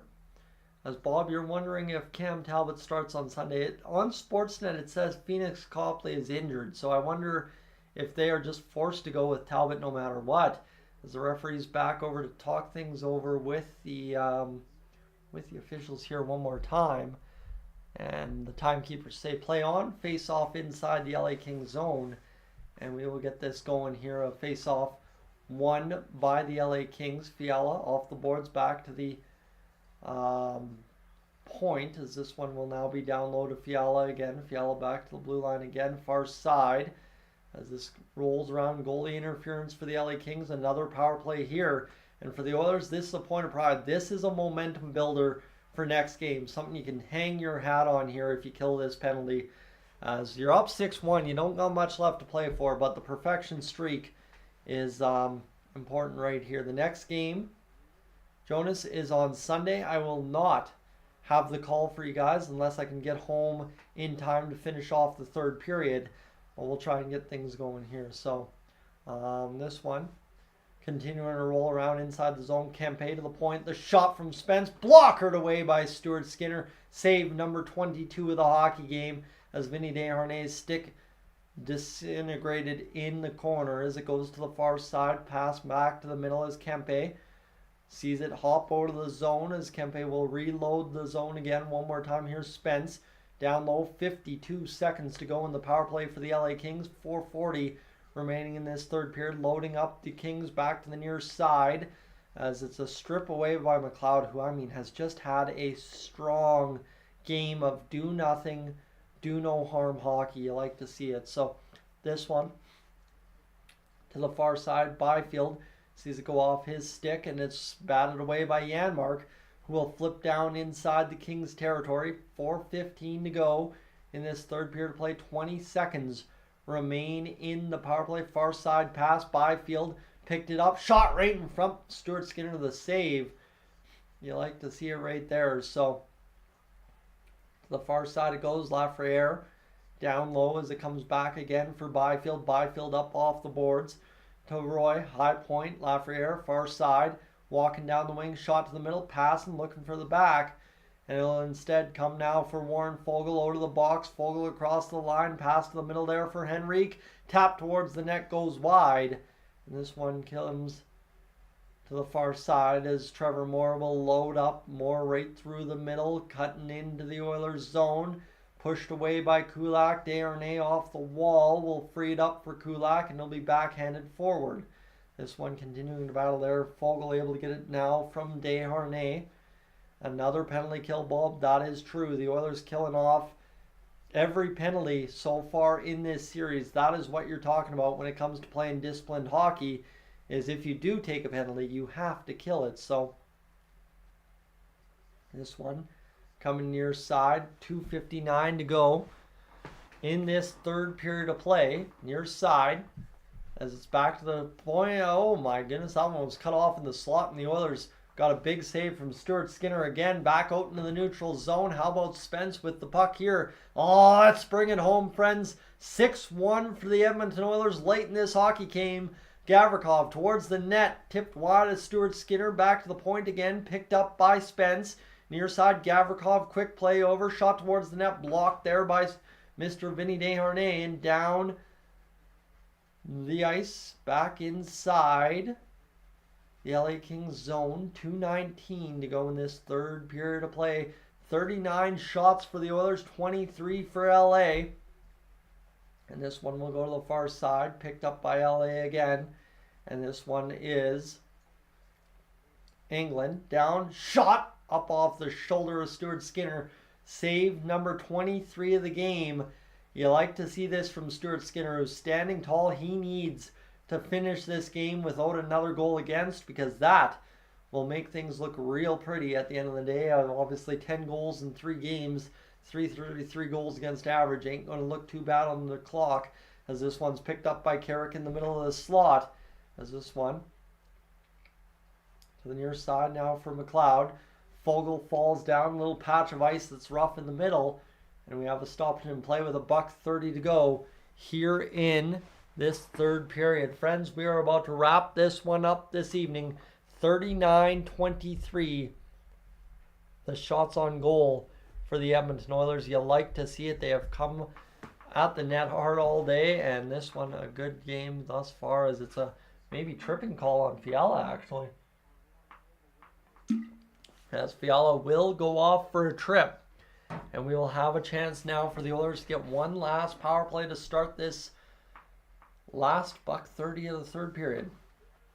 3 for 7 on the power play tonight. The Oilers have missed on 4 opportunities and still got 3 goals. The LA Kings have folded like a tent in 20-kilometer wind this evening, as McLeod will take the face-off back now for Kulak. Kulak over to the far side. Now near side pass over as my friends have arrived for the night. Shot towards the net. As the Oilers continue to roll that puck around. And it'll come now free for the LA Kings across the line. $1 to go in the third period. Big hit there along the boards for the Oilers. Perry trying to pick this one up. Remember, there's no Evander Kane out there for the Edmonton Oilers. He was ushered off the ice and sent out after a collision with Drew Doughty and a little hands up. As this one comes near side pass to Perry. Perry to the middle of the ice. Desharnais ripping the shot, looking for his first career playoff goal. The shot now loading towards the top of the zone. 36 seconds to go. Ryan McLeod shot off the shoulder. And a penalty upcoming against Fogle, who says, what the heck? As this one will be across the line now into the Edmonton Oilers zone. They will touch up the puck with 24 seconds to go. And there you have it. David, only 20 kilometers an hour to fold the tent. I'll tell you why it folds the tent. I built that tent. You ever watch this guy build a tent? Not a good time. I'm getting wet. I'm getting drowned. I am bad. It ain't happening.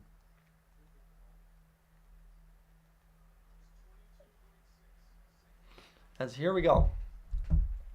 Let's do this. Let's finish this one off. As we are going to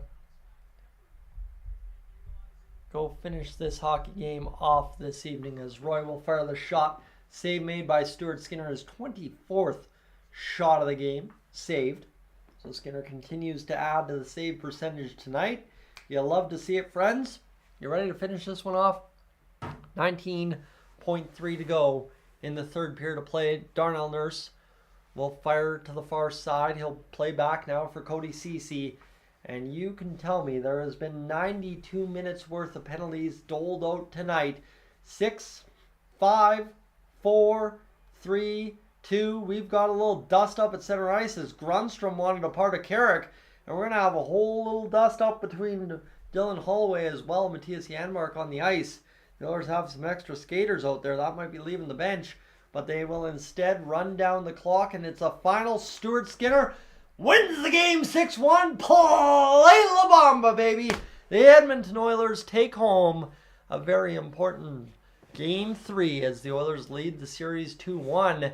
But there's still commotion on the ice by the looks of it. Yes, the Oilers are tapping Mr. Stuart Skinner, but Banjo guy out there with the face paint right there, and you like to see it. So Draisaitl talking things over. Friends, this was a fun one this evening. I think we can all agree for the Edmonton Oilers, a game that Stuart Skinner needed to have. He comes through, not necessarily in the clutch, right? It's not like we depended on Stuart Skinner to win this hockey game, but when you turn in a 1-goal performance in a 6-goal game, that's ought to feel good. .964 save percentage for Skinner tonight.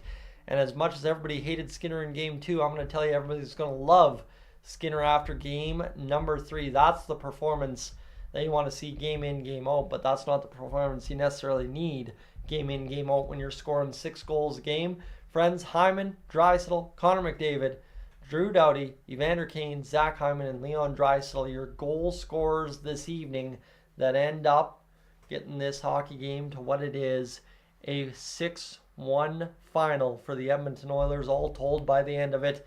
I want to say thank you so much for being aboard here tonight. I really do appreciate you hanging out with me and being part of the success tonight, I guess you could say, for the Oilers. 6-1. It was a heck of a play-by-play call, hampered a little bit by hairs getting twisted from a mustache up a guy's nose, but what do you do? Things happen from time to time, you know, as we will niftily put a bow on this hockey game right here, right now, and then call it a night. That I will tell you for sure, as we will go here, friends, and quickly recap the stats all told. For the Oilers, 41 shots, the LA Kings 28, 35-22 the hits. The travel, probably a factor in that. 31-30 the face-offs for the Oilers, 3 for 7 on the power play. The Oilers were 0 for 5 on the power play were the LA Kings. 55 penalty minutes for the Edmonton Oilers, 47 for the LA Kings. So we finish at 102 penalty minutes tonight. 6-5 the giveaways, 4-4 the takeaways, 18-11 the block shots for the Edmonton Oilers. So nothing really to report home that went too crazy. Evander Kane, a fight tonight that was an absolute beauty to watch. It was what you want to see from the Edmonton Oilers. And you see here Logan saying the Kings always try to remove hockey from the game when they are losing. Well, for the Oilers, they did a good job keeping their composure, and that they did. Friends, we're 6 likes away from 200 tonight. If you enjoyed the live stream, definitely on your way out, hit that like button, and as well, if you haven't already hit that subscribe button here tonight, I encourage you to do that. So to recap it all, friends, there is no post-game tonight, so let's do this post-game edition here. Stuart Skinner, a fantastic effort to help win the hockey game for the Edmonton Oilers. A rebound performance that was much needed, much deserved for Stuart Skinner. And now we have ourselves an opportunity to go home, possibly, with a chance to finish the series on Wednesday, right? Sunday's a big game, but the Oilers, they play like this the next 2. It ain't even going to be a contest the rest of the way home. Friends, that will do it for me. I've got no really other bows to wrap up on this hockey game other than to say we should probably check the watch time and tell you where that finished off. Almost 5 minutes average view duration tonight. 4.95 in fact, and you look at this here, 86.49, all told 713 hours watched on the stream. So thank you so much for being a big part of this. To those of you that watched along, never chatted, never liked, never subscribed because you just simply can't, thank you for being a big part about kind of when I look back at the end of the live streams every night, you make it very successful, right? That's the chat. There's maybe about 30-40 people in there any given night really going at it. Well, guess what? There's over thousands of you that tune in that never end up chatting here on Dolynny TV. And to those of you that kind of are the unsung heroes of the live stream, thank you for being aboard here tonight. Friends, I send you well wishes. The rest of the way home, we will catch you tomorrow.